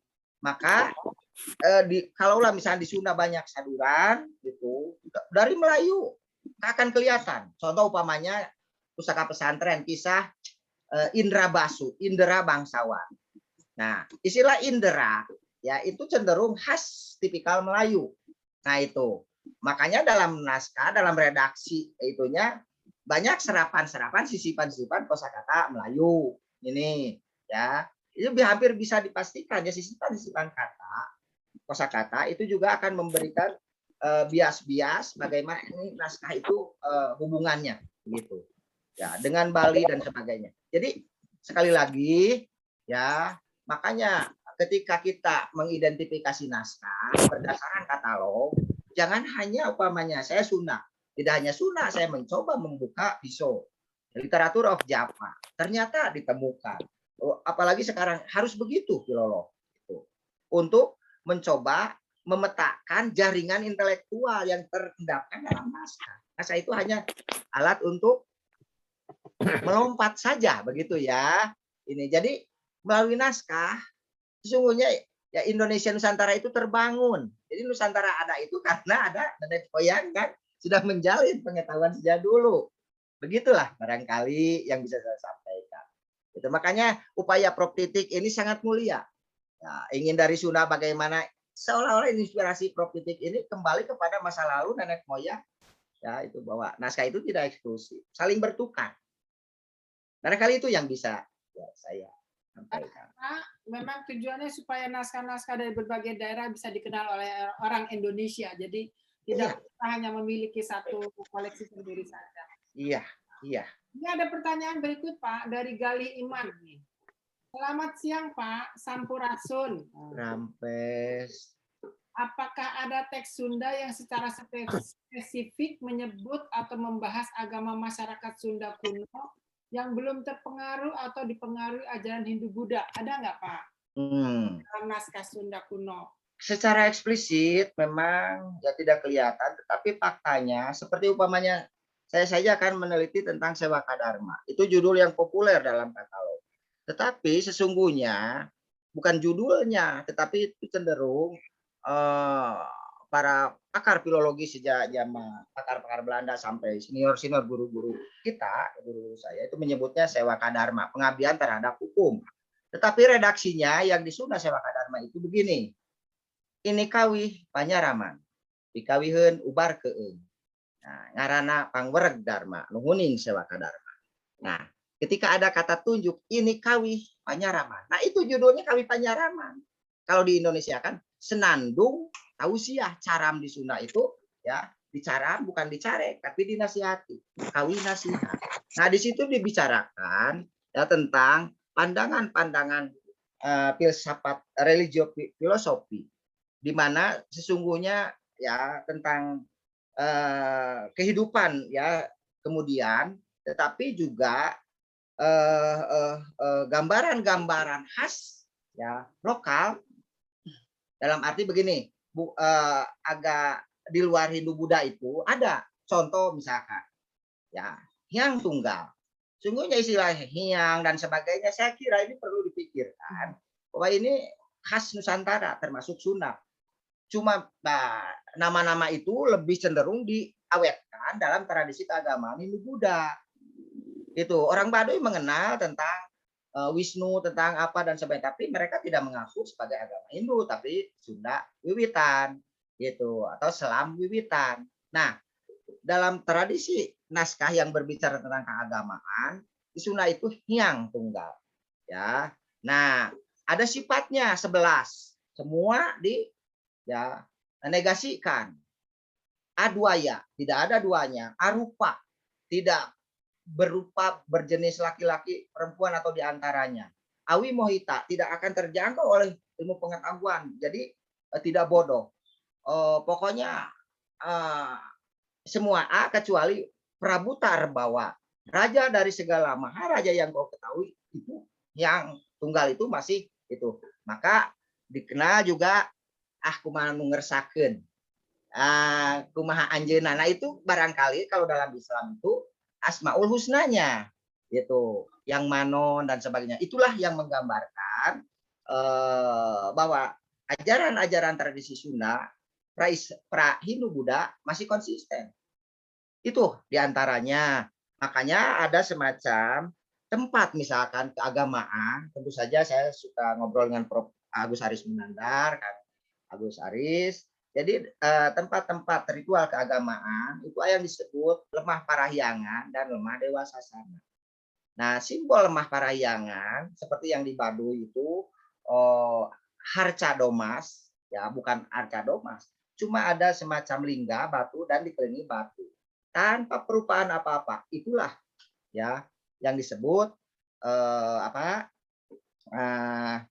tempat pemujaan Sunda asli gitu. Tapi ketika ya batu-batunya sudah dirupakan, maka itu sudah ada pengaruh-pengaruh perubahan dari ya pandangan keagamaan berikutnya itu Hindu-Buddha. Jadi Sunda itu tidak mengenal tentang simbol-simbol yang dirupakan, tapi hanya alam. Kira-kira jadi sekali lagi ya Sunda memandang bahwa Sang Holik itu adalah tunggal. Ya makanya Hyang Tunggal. Ya makanya dalam di Islam itu kul huwa Allah ahad. Katakanlah bahwa Allah itu esa. Nah, saya sudah bertanya tentang itu ketika berbicara Hyang itu ke pesantren. Sifatnya ada 11, kalau di Islam itu ada 20, sekalipun ada Samaun dan Basirun 2 dan sebagainya itu. Jadi ada itu tentang ini di Sang Hyang Hayu salah satunya ya. Jadi yang tata cara mengajarkan tentang praktik syariah beribadah memang tersirat. Tapi paling tidak saya mendapat catatan ketika di lemah Parahyangan, para itu ya badai muja gitu ya, kira-kira itu kan biasanya ngariung batu, meriung batu itu. Nah, sebelum meriung itu harus berkeliling. Nah, berkelilingnya itu, nah barangkali dalam Islam itu apa? Setelah itu duduk sesuai ya hitungan di mana itu tradisi ada. Tapi ya saya baca tentang itu dan para komunitas-komunitas adat juga ya tentu saja masih merekam jejak secara leluri atau secara itu. Tapi di naskah juga ada petunjuk-petunjuk. Barangkali itu. Jadi intinya masih ada jejak-jejak tradisi keagamaan asli dalam pengertian ya tentu saja setiap agama ya itu ada syariat. Saya nanya ke orang Baduy gitu ya, orang Baduy itu menyatakan bukan agama tapi ageman ya, tuntunan yang harus dipraktikkan. Jadi prinsipnya tapak di sarira, tapak di nagara, tapak di buana ya. Barangkali itu ya kalau Baduy dikatakan sebagai Sunda Wiwitan, mereka ya apa saja silakan sebut, tetapi kami mah nabinya Adam kan gitu. Dan menyebutnya selam wiwitan, sila selam, menulis Carita Parahyangan juga menulis ya selam masih ada. Barangkali itu ya kalau dalam obrolan tentu saja ya tidak sistematis, tapi mungkin ya dan ini betul-betul saya juga dalam tulisan saya disertasi mencoba mengungkap itu. Ya, ada ya pada dasarnya ya Pak, ajaran sebelum Hindu Buddha ada dalam naskah Sunda kuno. Ada, ya ada. Sudah Izin boleh Bu? ya silakan. Nama saya Asep Asli. Saya don mahasiswa Bu, lulusan Filsafat UIN Jakarta. Menarik sebenarnya ketika tadi Pak Undang, saya dulu sempat nulis skripsi tentang Sewaka Dharma Pak. Di situ kan ada 3 jilid apa ya, yang jilid 1, 2 yang di Perpusnas, yang satu lagi yang Bapak tulis tentang apa naskah Sewaka Dharma yang peti 3 Ciburui Garut kalau nggak salah. Pertanyaan saya yang pertama, dari ketiga naskah itu apakah sebelum kodifikasi itu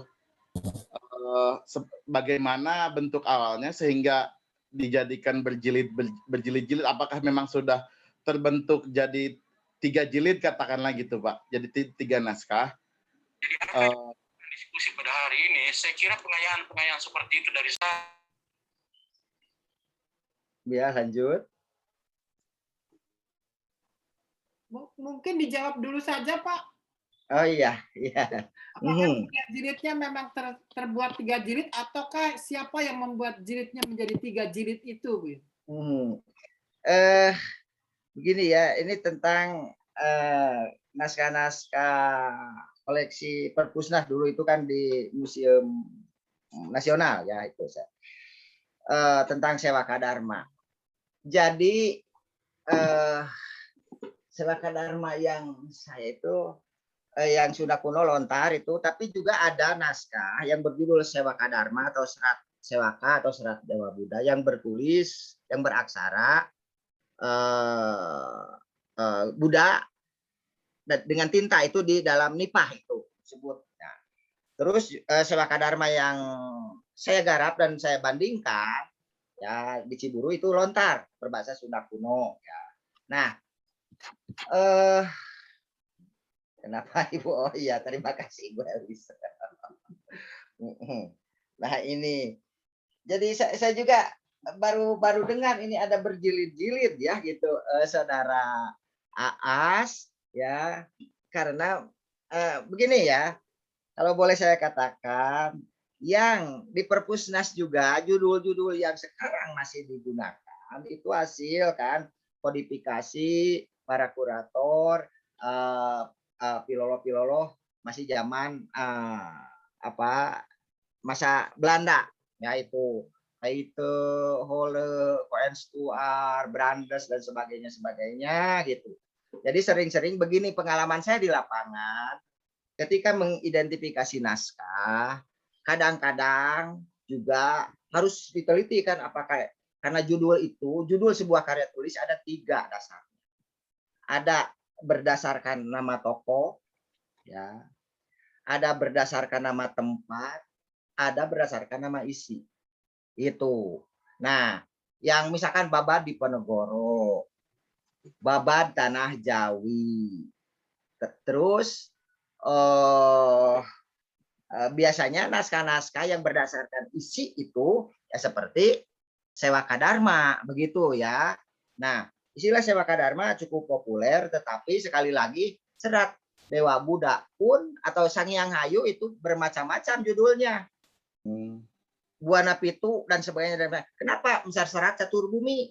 Karena kronogramnya ya di belakang itu pancawarna Catur Bumi itu menunjukkan masa selesainya ditulis, maka tulisnya yang penting Catur Bumi. Biasanya pengalaman membuat judul naskah saya sendiri sampai ini apa judulnya karena sibuk-sibuk. Yang penting cari kata yang ada di situ, baca saja.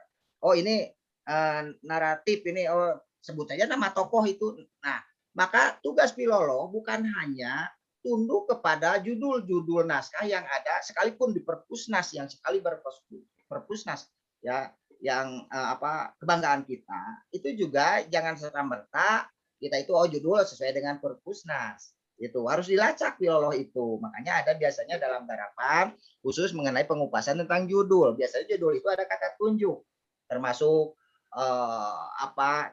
naskah-naskah Aceh, naskah itu ada kata kuncinya. Nah, itu juga tugas kita itu meluruskan.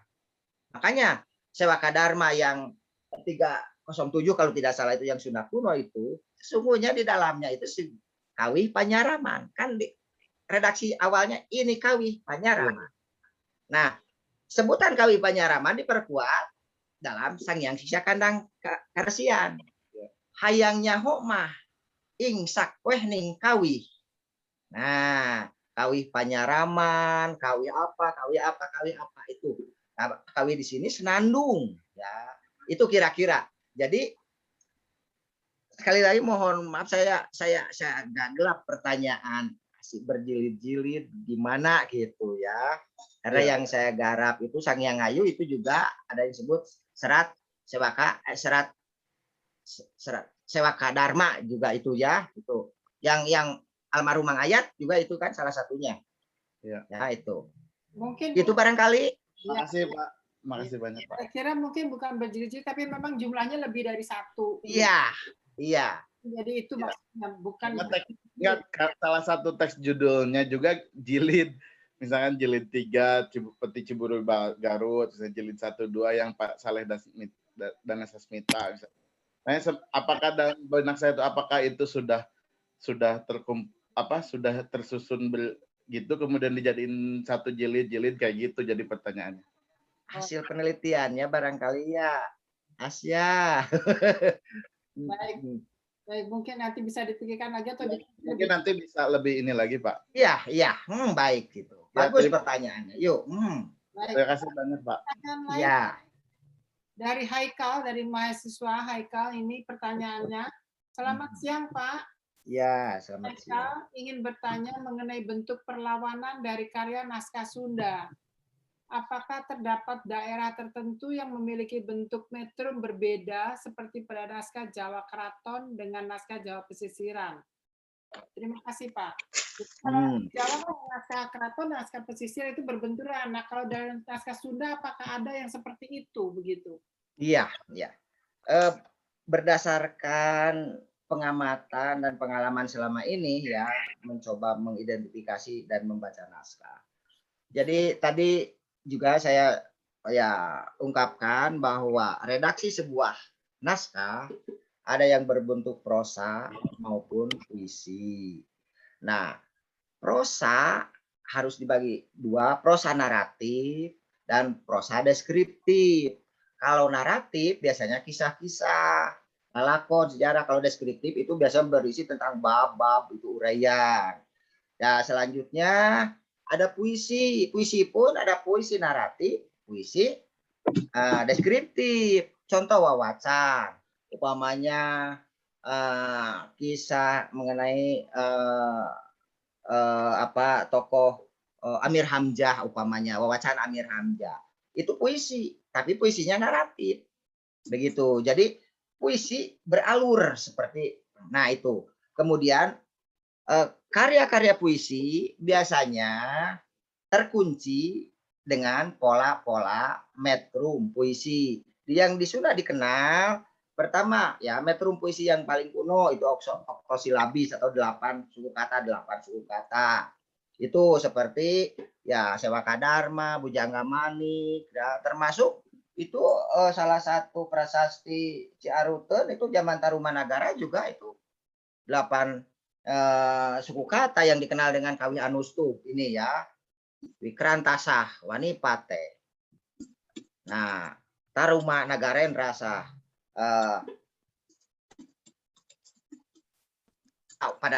pada Dwayam itu ya sebagai bentuk kawih anustup, itu kawi-kawiya. Nah, ada metrum pupuh yang 17 itu di Sunda. Ada metrum kekawihan 3 sinirat ya rarakitan. Ada metrum mantra, sesungguhnya ada metrum mantra. Itu. Ada metrum kekawihan. Nah, persoalannya begini. Tentu saja yang menjadi pertanyaan ini sebuah narasi puisi yang bermetrum kidung barangkali itu ya di Jawa itu. Ada semacam perbedaan antara keraton dengan pesisiran. Ini menunjukkan adanya keterikatan atau ketaatan dan juga kebebasan begitu barangkali itu yang menjadi dasarnya. Di Sunda pun ada contoh karya-karya Haji Hasan Mustafa. Dasarnya menggunakan pola metrum umpamanya Kinanti atau apa. Tetapi tidak persis sama dengan tunduk kepada guru lagu, guru bilangannya gitu. Apalagi di Sunda, sulitnya di Sunda dengan Jawa nih.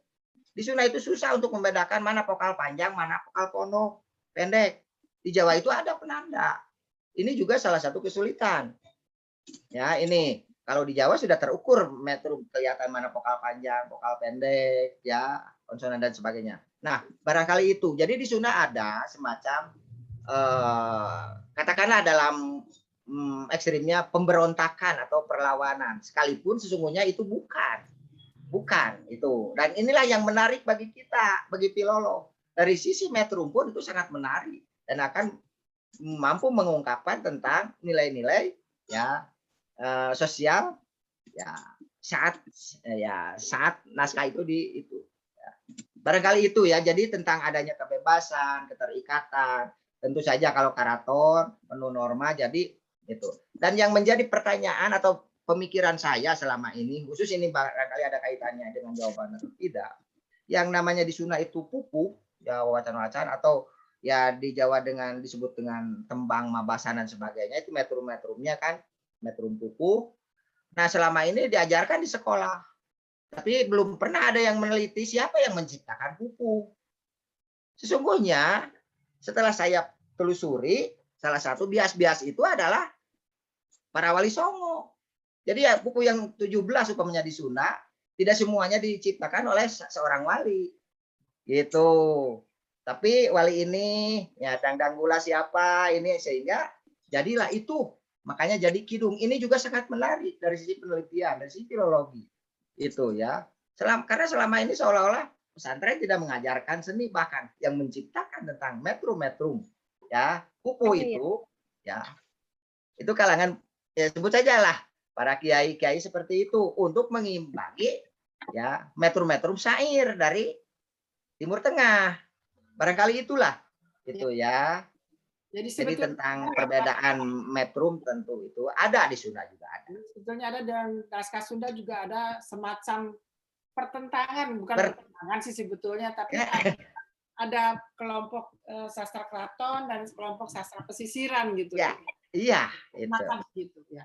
Baik Pak, ini ada pertanyaan lagi dari Muhammad Heno Pak. Iya. Selamat sore, saya ingin bertanya, apakah di dalam tradisi naskah Sunda terdapat kedui aksaraan dalam satu naskah? Ada nggak Pak satu naskah ditulis dengan dua aksara? Atau aksara? Tadi Pertama Bapak. iya. Sudah, terima kasih ya. Nah, dwi aksara, tri aksara pun ada.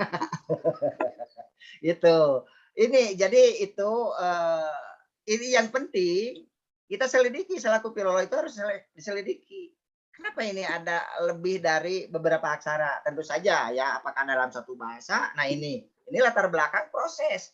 Intinya filologi itu bukan hanya bacaan redaksi yang harus diteliti, tapi ketika naskah ada yang menciptakannya itu harus diteliti karena itu representasi dari ya, komunitas sosial masyarakat. Itu. Jadi ada bahkan begini, ada sebuah teks umpamanya ya. Jadi satu naskah isinya beberapa teks. Biasanya naskah primbon. Itu disebut ya bunga rampai kan kita. Itu. Nah, ini ya, termasuk tulisannya, termasuk itu biasanya naskah bunga rampai. Biasanya naskah-naskah demikian tidak ada judulnya. Karena penulis itu enggan menuliskan judul. Itu biasanya ini tugas kita, tugas peneliti. Ya, itu tugasnya. Misalnya ada naskah, isinya baik aksara maupun temanya banyak. Ya, barangkali itu penulis hasil. Nah, itu. Tapi juga ada sebuah teks ya yang tersebar ke dalam beberapa naskah. Yaitulah naskah serial tadi seperti ya yang disinyalir Sewaka Dharma. Sewaka Dharma tidak berserial. Jadi seperti umpamanya sekarang yang paling sederhana naskah mengenai Doraemon kan jilid 1, 2, 3 misalnya tentang Doraemon. Ini naskah juga ada karena tidak terwadai oleh bahan, makanya berserial itu di keraton-keraton itu dan ada penandanya. Sekalipun tidak disebutkan sering-sering naskah itu hati-hati nih di lapangan, termasuk naskah pesantren. Naskah itu berserial, tetapi tidak ada keterangan bahwa naskah ini berserial. Ada kata kuncinya, ada penunjuk kuncinya. Ini juga tugas filolog. Gitu. Para penulis naskah ya termasuk para kiai itu juga sangat itu untuk menjaga itu. Padahal ini kitab ini berseri tetapi tidak disebutkan. Yang kita pegang itu apakah seri kedua atau seri pertama atau seri akhir. Di situ ada petunjuknya. Ini juga tugas kita ya, harus hati-hati. Jadi tadi pertanyaan dwi aksara ada. Bahkan lebih dari itu gitu. Ini harus kita jawab ya, sama-sama yuk kita jawab sebagai filolog. Masih banyak tantangan yuk. Gitu. Ya. Baik Pak, terima kasih. Saya kira itu wajar ya, karena seperti kalau naskah tentang Arab pokoknya diterjemahkan pasti dengan aksara daerah ya Pak ya. Nah, berkenaan dengan aksara daerah ini ada pertanyaan dari Ishak nih Pak, Ishak Asa. Dia bertanya, dia bukan mahasiswa katanya Pak, tapi ingin bertanya kepada Pak Undang. Apa perbedaan, dia menulisnya salah nih Pak. Apa perbedaan aksara Sunda dengan aksara Jawa? Dia karena hampir mirip kan Pak. Nah, apa bedanya katanya? Dan yang kedua pertanyaannya, kapan pertama kali ditemukan aksara Sunda dan aksara Jawa? Wah, ini paleografi nih Pak. Kenapa harus mencari naskah kuno katanya? Filologi. Ya, mau nggak mau. Oke Pak, mungkin jawab yang pertama dan kedua saja Pak. Ya, ternyata ya beliau itu ya mohon maaf saya lupa namanya. Namanya Ishak. Ya, terima kasih pertanyaan. Sangat merendah tapi pengetahuannya sudah melampaui ya batas kemampuan saya. Tapi insya Allah aksara Sunda hampir mirip dengan aksara Jawa. Nah, karena ada kesan yang disebut aksara Sunda itu adalah carakan. Di Jawa itu disebut carakan. Ketika diadopsi oleh orang Sunda dengan menghilangkan dua lambang bunyi berat, da dan ta, karena orang Sunda tidak bisa, ya da-nya dipakai da, ya padahal di Jawa da gitu, dipakai jadi da, ta ya tetap Nah, bedanya Bali itu tak gitu. Nah, itu. Jadi dari 20 aksara Ngalagena atau konsonan oleh orang Sunda di ya simpan 2, jadi 18. Nah, itu sesungguhnya bukan aksara orang Sunda. Ya, dulunya kalau dibaca dalam karya Kolsma ya berbahasa Belanda, Sundanis Spraken, ya sudah diterjemahkan tata bahasa Sunda. Kolsma menyebutkan orang Sunda tidak punya aksara, hanya meminjam dari Jawa dan dari Arab. Silakan dalam tabelnya, saya masih ingat di bukunya. Makanya ya tentu saja itu ya itu. Tapi yang disebut aksara Sunda ada, yaitu yang dilontar-lontar. Makanya beda sekali ya kepada penanya. Barangkali ini juga saya ngobrol dengan Profesor Uli Koso ya dengan karena ya beliau itu juga peneliti Batak ya termasuk aksara-aksara Kerinci. Beliau menyatakan aksara Sunda itu bingung ada di peralihan perbatasan antara aksara ikal dan aksara runcing gitu. Nah, ini kan dalam dunia aksara itu harus paleografi ada 2 bidang. Ada tipologi aksara dan model aksara. Kalau tipologi adalah genealogi. Seperti Sunda dengan Jawa, beda tipenya. Jawa itu tipe ikal, Sunda tipe runcing. Makanya Sunda kalau misalnya diseberangkan ke India itu cenderung aksara-aksara nagari, India Utara, Jawa, India Selatan, Palawa. Itu kira-kira tipenya. Sementara model ketika orang Sunda sudah menciptakan aksara berdasarkan tipe sesuatu, maka aksara Sunda kuno ya tahun misalnya abad 14 berbeda dengan abad 15. Tentu saja begitu. Contoh misalnya aksara Sunda yang ditulis di prasasti Kawali dengan prasasti Batu Tulis ada beda. Di Kawali masih ada bunyi-bunyi berat karena unsur serapan Sanskrit masih ada lambang ba itu. Tetapi ketika di Batu Tulis itu ya bunyi-bunyinya sudah ringan itu yang kira-kira ya 15 11 ditulisnya itu barangkali itu. Jadi sekali lagi tentang kesamaan Sunda Jawa bukan sama lagi, itu aksara Jawa gitu ya yang dipinjam, jadi itu bukan sama lagi, sekarang sudah dikembalikan. Tapi ingat jasanya besar sekali terhadap masalah kesusastraan Sunda, jasanya besar sekali aksara Jawa oleh orang Sunda. Tanpa itu kita juga tidak mengenal peradaban Sunda gitu. Tetapi sekarang Sunda sudah menemukan lagi aksara jati dirinya yang sekarang dikodifikasi di Unicode yang selama ini hampir tidur 3,5 abad gitu ya. Nah itu jadi ketika kami ya diajarkan dengan cacarakan ya orang tua kami diajar, makanya ketika melihat lontar apalagi prasasti Kawali atau Batu Tulis ya pasti diam. Apa? Karena dasarnya parabotnya diberi aksara Jawa, sementara itu aksara Sunda. Nah inilah ya sebuah harta karun, kuncinya hilang ketika ingin membuka kunci gembok itu dengan kunci pintu tidak bisa. Nah ini salah satunya. Tapi sekali lagi secara pribadi saya tidak menyalahkan siapa-siapa. Disinilah orang Sunda ya balangah apa lengah begitu, terlalu inovasi barangkali itu. Nah syukur alhamdulillah kita sekarang ya termasuk Sunda dan aksara daerah-daerah lain ya mengangkat masing-masing aksaranya. Itu tentang itu. Terus lupa yang kedua, terlalu panjangnya. Prof. Apa tadi yang kedua ya? Sebentar. Tadi yang nanya siapa lagi lupa saya. Iya, jadi tentang aksara. Oh, kapan ditemukan aksara? Kapan pertama kali ditemukan aksara Sunda atau aksara Jawa? oh, ya tentu saja kalau aksara itu salah satu komponen dari tradisi tulis kan.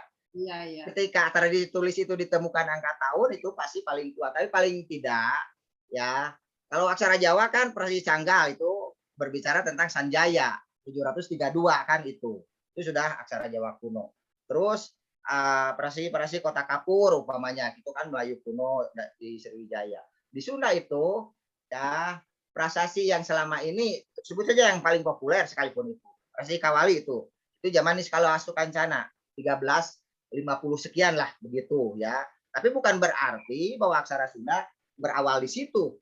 Itu saya yakin gitu. Ya, tentu saja ya ada temuan-temuan yang lain yang masih misterius yang belum ya sempat barangkali secara pribadi saya ya dekati begitu ya itu. Termasuk aksara Jawa, Melayu ya itu. Jadi tentang ketuaan ini juga ya harus berdasarkan data-data faktual, karena ya kita data-data faktual versi tulis tentu saja. Ya, itu kaitannya dengan keahlian di arkeologi itu di epigrafi. Kalau filologi itu jelas harus bisa paleografi itu. Barangkali itu ya. Yang luasnya tadi itu apa ya, Prof ya? Ya, enggak, jadi cuma 2 tadi pertanyaan. Oh Apa iya. naskah Sunda, aksara, kemudian kapan naskah Sunda pertama kali ditemukan. Tapi kan sudah Iya. dijawab, kemungkinannya prasasti Kawali, kemungkinannya. Iya. Nah, Oh iya, kepada para mahasiswa juga, kepada sesama anak bangsa. Ya, ketika kita meneliti suatu ini, temuan-temuan itu, ya pada prinsipnya harus sama-sama bangga. Ya, khususnya saya ketika di Jawa ditemukan puing-puing candi ini tidak merasa gitu, tapi itu harus paling tidak pemicu apakah di kita ada. Nah itu ya, seperti pertanyaan barusan bukan ingin saling menua-nuakan kan gitu. Ya, kita malu, apalagi saya misalkan. Saya sudah lebih tua daripada itu. Ya, tapi untuk tradisi sejarah ingin saling lebih tua. Oke lah, itu barangkali ya. Jadi nikmat, awas. Ya, penerus-penerus saya khususnya ya dari generasi filologi, ayo. Saya bangga, Prof. Titik. Ya, baik. Masih ada beberapa pertanyaan, saya coba, ini ada pertanyaan cukup mendasar juga dari Suci Rahayu. Pertanyaannya, apakah kajian filologi hanya tentang naskah kuno? Itu satu. Yang kedua, ini mungkin beliau Suci Rahayu ini belum begitu paham tentang filologi dan babat. Dia bertanya, apa beda naskah kuno dengan babat? Jadi itu pertanyaannya 2, Pak. Yang satu, apakah filologi hanya tentang naskah kuno, dan yang kedua, apa beda naskah kuno dan babat? Iya, terima kasih Yang satu, Mbak Suci, Teh Suci, Bu Suci ya atas perhatiannya. Apakah filologi hanya menggarap naskah kuno?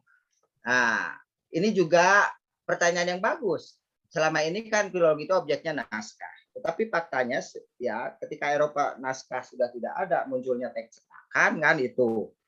Maka berkembanglah kan ya orientasi filologi yang menggarap naskah-naskah dalam bentuk cetakan. Dan kasus ya ini seperti pernah kita ya ketahui tentang karya Khairil Anwar saja. Misalkan judul sajak tentang aku yang ada di Kerikil Tajam dan yang ada itu ada beda. Nah ini menjadi pertanyaan, siapa yang ya hanya beberapa kata kan yang beda, itu jadi persoalan. Itu juga masuk ke dalam teks cetakan. Ini kan tadi pertanyaan naskah kuno itu naskah tulisan tangan barangkali. Tetapi juga halo. Ya. Ya. Dilanjut ya, Prof? Ya, silakan, Pak. Ya. Tetapi juga ya filologi juga berkembang ketika kita ya punya alat ya filologi, tetapi misal datang ke sebuah tempat yang tidak ada tradisi tulisnya. Apakah filologi itu nganggur? Nah, tidak bisa. Filologi lisan. Itu. Lalu di contoh upamanya kisah tentang Tangkuban Parahu. Itu kan. Nah, ada beberapa versi. Nah, Philo itu ya mencoba merekam kan itu. Nah, lalu dibandingkan. Karena pada hakikatnya bukan hanya semata-mata meluruskan redaksi, tetapi alur pemikiran dan asal-usul tentang kisah itu. Jadi sesungguhnya filologi kelisanan pun perlu dipikirkan. Tapi karena di kita khususnya di Nusantara naskah masih banyak berlimpah, maka ya insya Allah nah, filologi naskah masih banyak, tetapi juga perlu dipikirkan. Itu contoh upamanya filologi modern. Dulu ada metode edisi teks itu edisi diplomatik. Edisi diplomatik itu hanya mengganti bahan. Tulisan segala macamnya harus persis sama. Apakah saat ini diplomatik itu semacam manual itu masih bisa dilaksanakan? Tentu saja para filolog tidak mau. Tapi edisi diplomatik bisa diterapkan saat ini dengan proses digital. Semua kan trik dengan teknologi. Itu menyajikan lagi naskah yang aslinya. Warnanya dan sebagainya. Nanti ya dibentuk itu. Jadi perkembangan filologi, makanya sekarang kami sarankan kepada para mahasiswa, tolong didigitalisasi ketika naskahnya tidak bagus dan itu menjadi lampiran ya diplomatik. Begitu kira-kira. Nah itu ya. Jadi kembali lagi, apakah objek filologi itu adalah naskah kuno? Ya, dalam pengertian tadi cetakan bisa kan, makanya tadi menyajikan ya ada naskah-naskah pustaka sekolah hampir itu. Nah ini juga perlu pemikiran ke depan. Nah apa bedanya ini dengan babad? Nah kalau babad ini salah satu genre kalau dalam dunia sastra. Ada babad, ada apa? Biasanya ya begini, karya-karya tulisan ya naskah yang misalnya babad Tanah Jawi, babad Cirebon biasanya berkisah tentang asal usul ya sesuai dengan makna leksikal tentang babad di Jawa juga di Sunda saya kira tidak terlalu beda. Membabad itu membersihkan ya, memulai. Babad Cirebon ya dalam kisah itu mengisahkan asal usul ketika dari Cirebon tidak ada menjadi ada, biasanya itu cerita babad. Cuma hampir babad itu dikunci atau disajikan dengan pola metrum pupuh kalau di Sunda. Babad itu umumnya jarang di prosa. Babad Tanah Jawi bisa dibaca pasti itu dalam bentuk metrum pupuh. Itu salah satu bentuk kalau naskah berbentuk babad. Hampir boleh dikatakan semua naskah itu berbentuk puisi dengan pola metrum. Nah, kalau di Sunda pupuh itu babad itu. Cuma dari sisi isi biasanya mengisahkan tentang asal usul. Itu asal usul, riwayat. Gitu. Ya, babad di Ponorogo berbicara mungkin ya bukan awal mula di Ponorogo tapi secara itu ya kisahkan tentang ya secara khusus ya temanya di Ponorogo tapi sentralnya di ya tokoh pangeran di Ponorogo. Jadi sekali lagi babad itu salah satu saya kira genre atau bentuk penyajian sebuah narasi dalam bentuk naskah itu babad itu. Ya. Baik Pak, ada satu lagi pertanyaan ini Pak dari Muhammad Rizky Darmawan. Pertanyaannya saya simpulkan saja. Apakah dalam dalam karya sastra Sunda ada yang murni yang belum terpengaruh dengan kebudayaan negara lain? Ada nggak Pak? Artinya pengaruh budaya lain. Adakah iya. salah Sunda? Begini ya, itu sederhana sekali ya. Sesuatu tercipta sesungguhnya ya karena hasil proses apakah itu adopsi, adaptasi, imitasi dari karya-karya yang sudah tercipta. Kecuali ya ilham atau firman Allah gitu. Nah, makanya di Sunda ada naskah semacam ini. Mungkin si penulis naskah itu pernah membaca naskah-naskah sejenis baik di dalam Sunda sendiri maupun dari karya-karya ya tetangga Sunda, Jawa, Bali itu. Makanya ada teori intertekstual. Nyari pater umpamanya, nukilan-nukilan, bahkan ada semacam saduran-saduran. Ya, itu diolah. Nah, itu. Jadi saya kira ya ini ya berdasarkan pengalaman kenyataan dan juga ya dugaan. Ya, tentu saja pengaruh antar naskah atau isi itu ya pasti ada. Makanya ya dalam dari seorang filolog ketika meneliti meluruskan teks dari kasus-kasus salah tulis, hukumnya dari substitusi, omisi, adisi, transposisi, itu kesalahan-kesalahan yang ada harus ditentukan dulu parameternya. Kenapa disebut ya substitusi? Kenapa ini? Nah, maka Robson mengajukan parameter untuk menentukan kasus salah tulis yang 9. Pertama, karya itu harus dilihat dari pola metrum. Nah, ternyata ada prosa, berarti itu gugur parameter pertama. Yang kedua, tataran gramatikal, ya gramatika bahasanya. Yang ketiga, leksikal, yaitu kosakatanya. Yang keempat, prinsip lexio difficile. Jadi ketika kita menemukan sebuah bacaan kata yang sulit ya dicari di kamus dari ini tidak ada, jangan lantas itu kata salah. Karena logikanya tidak mungkin seorang penulis ya membuat sesuatu kata yang mudah dibaca menjadi sulit dibaca. Ini logika filologi di situ. Ya, maka itu kata itu berarti kata hafal. Yang terakhir, membaca karya-karya sebanding. Disinilah karya sebanding itu karya yang sejaman, karya dari penulis yang sama dalam kurun waktu yang berbeda. Nah, pertanyaan tadi ya tentu saja bisa dijawab dengan membaca karya-karya sebanding. Jadi kalau kita misalnya hanya membacanya ya di yang satu atau di Sunda saja, seolah-olah semua naskah itu ya sudah. Ternyata setelah saya mempelajari minimal piloh itu ke katalog ya, itu ya Liao Yokpang itu yang 2 itu juga baca itu. Jadi ada judul-judul naskah yang di Sunda, di Jawa, di Melayu ada begitu. Dan semakin jadi sekali lagi tidak ada yang murni lah intinya gitu. Makanya di sini melalui naskah awal mula kita itu ya keterjalinan tentang ya peradaban kesukuan itu dengan naskah itu aduh lebur gitu di awal saya. Ya, awalnya saja sudah dari luar ya Pak. Awalnya saja sudah dari luar, belum bahasanya. Jadi kalau yang murni malah mungkin belum ada yang jadi naskah. Ya. Jadi itu saya kira. Baik Pak, ada pertanyaan terakhir, insya Allah ini terakhir dari Siti. Ini pertanyaannya begini Pak, apakah Bapak bisa memberi gambaran lebih lanjut tentang kajian atau analisa naskah multidisiplin dan transdisiplin dalam kajian naskah? Ada nggak Bapak pernah bisa memberi gambaran tentang itu?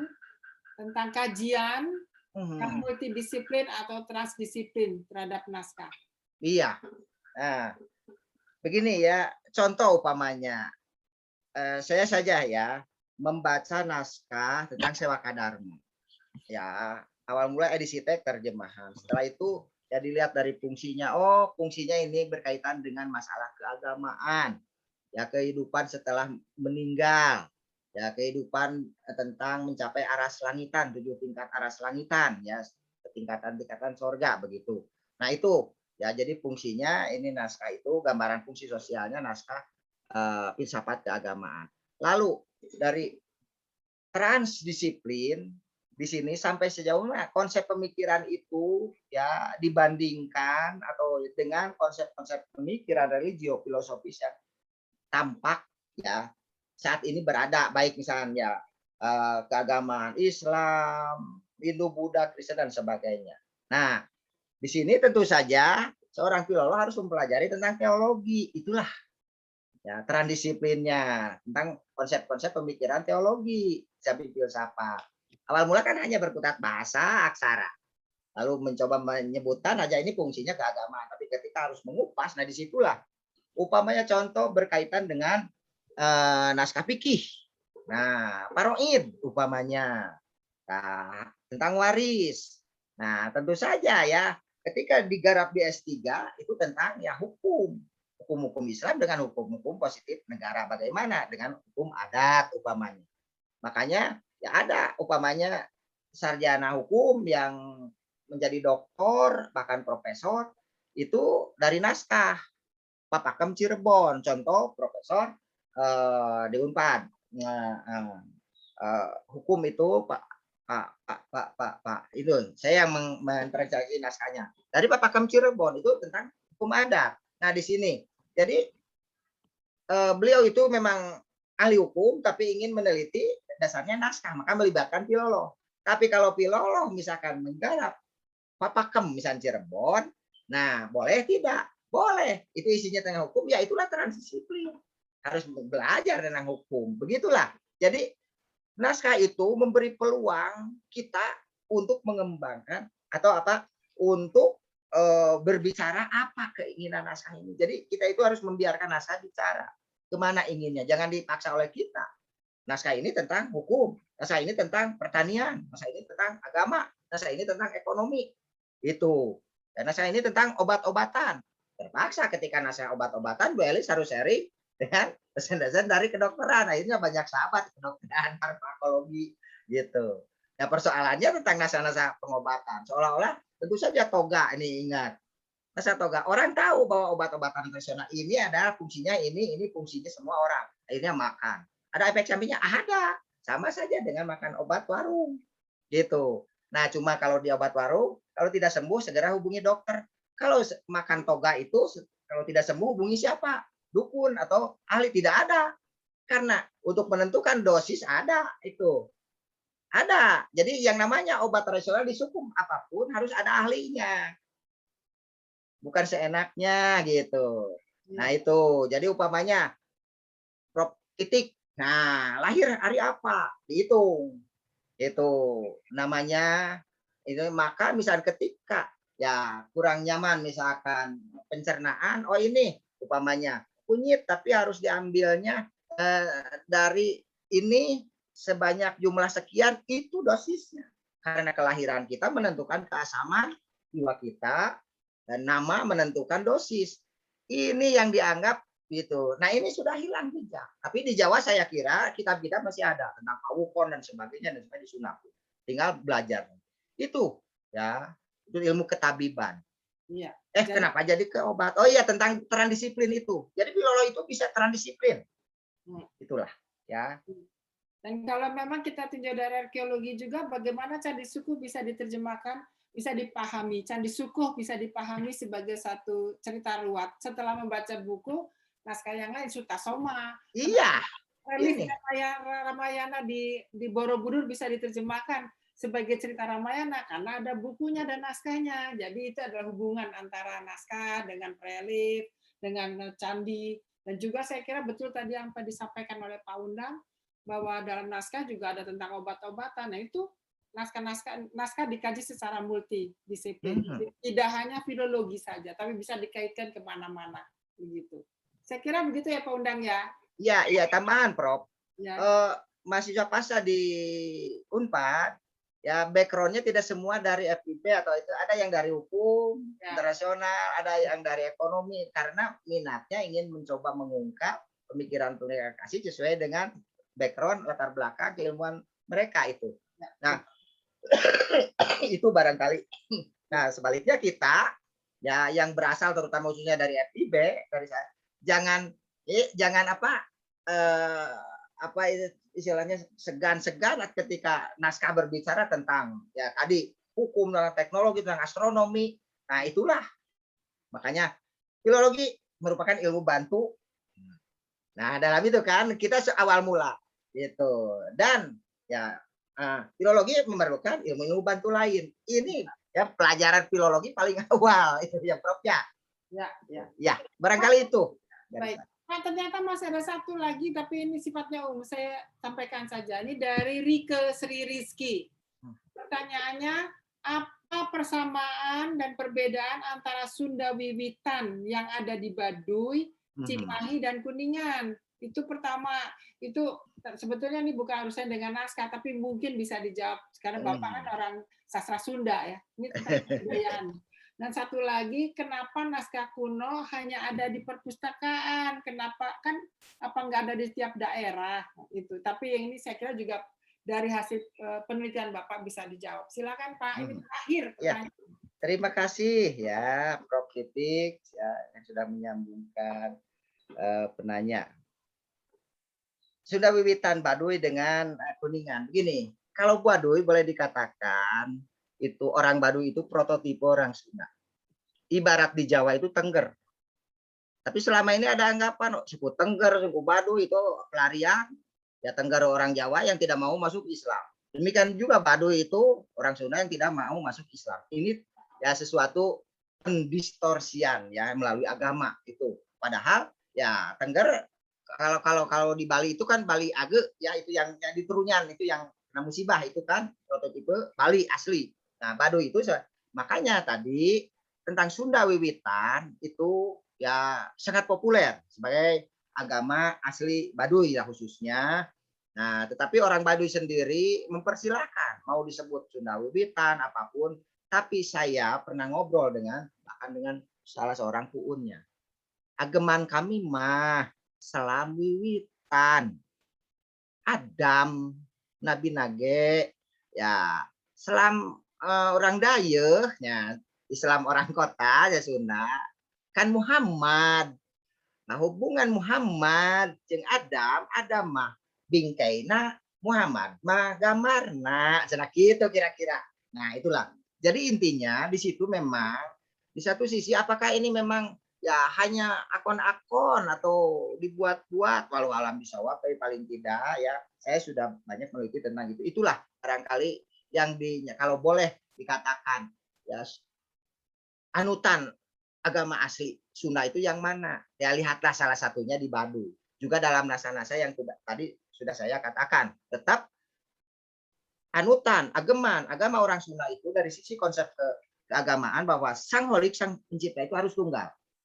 Dan makhluk dengan Sang Holik itu sifatnya transenden, tidak bisa imanen. Itu konsep keagamaan di Sunda. Seperti juga Islam, transenden. Yang namanya makhluk ya kembali itu ke ruang kembali karena Sang Pencipta di jati niskala. Itu bukan hanya di niskala, tidak sampai terjangkau. Itu kira-kira. Nah, bagaimana dengan Kuningan? Saya juga sering bertanya. Tapi kalau boleh, awal mula Kuningan di Babat Cirebon ada. Itu Adipati Kuningan itu apa? Siapa itu? Yang pernah berguru, kemudian keluar, tapi minta berguru lagi, tapi tidak diterima. Itu barangkali itu ya. Dari sisi naskah itu ada di naskahnya itu kaitannya.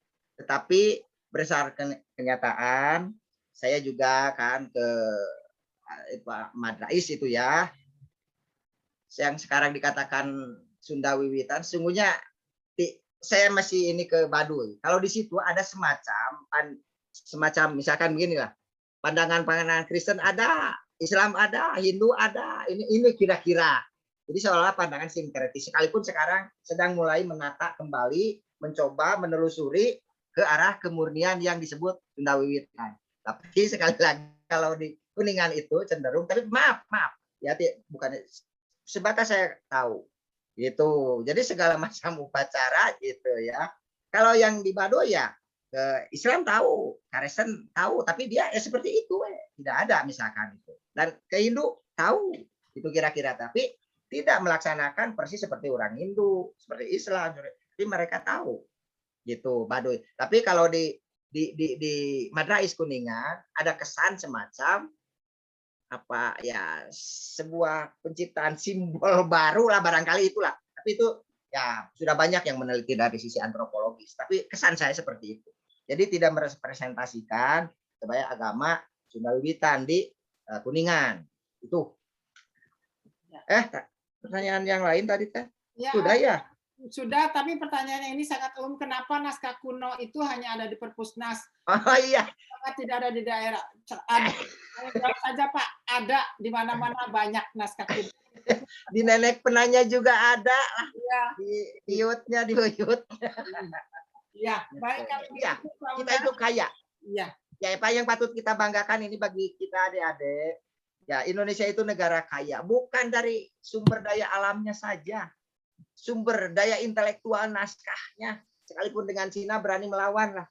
Tiap etnis punya naskah kalau digabungkan yuk. Nah, ini juga aset bangsa yang perlu pemerintah ya perhatikan ini ya. Ini bukan hanya kita itu bernostalgia ke alam romantisme, bukan, tapi masa lalu itu dikemas ke dalam masa sekarang. Dan fakta bangsa Indonesia bisa eksis, bisa bersatu Bhinneka Tunggal Ika, itu bukan tiba-tiba. Naskah bisa bicara. Insya Allah naskah bisa bicara. Yang selama ini dikesankan Majapahit itu menguasai Nusantara. Ini bukan, tapi komitmen. Intinya ekonomi, menjaga jalur. Ketika Majapahit jaya, kan itu Aceh jaya Islam. Layakkah sebuah ya kesultanan Islam tunduk kepada Hindu? Tidak, ini karena kesepakatan kenusantara tentang agama berjalan. Itu kira-kira. Yuk kita bicara melalui naskah. Yuk, termasuk mau teknologi apapun ada. Barangkali itu sebagai ya terakhir dari saya, Prof. Titi. Mohon maaf. Terima kasih.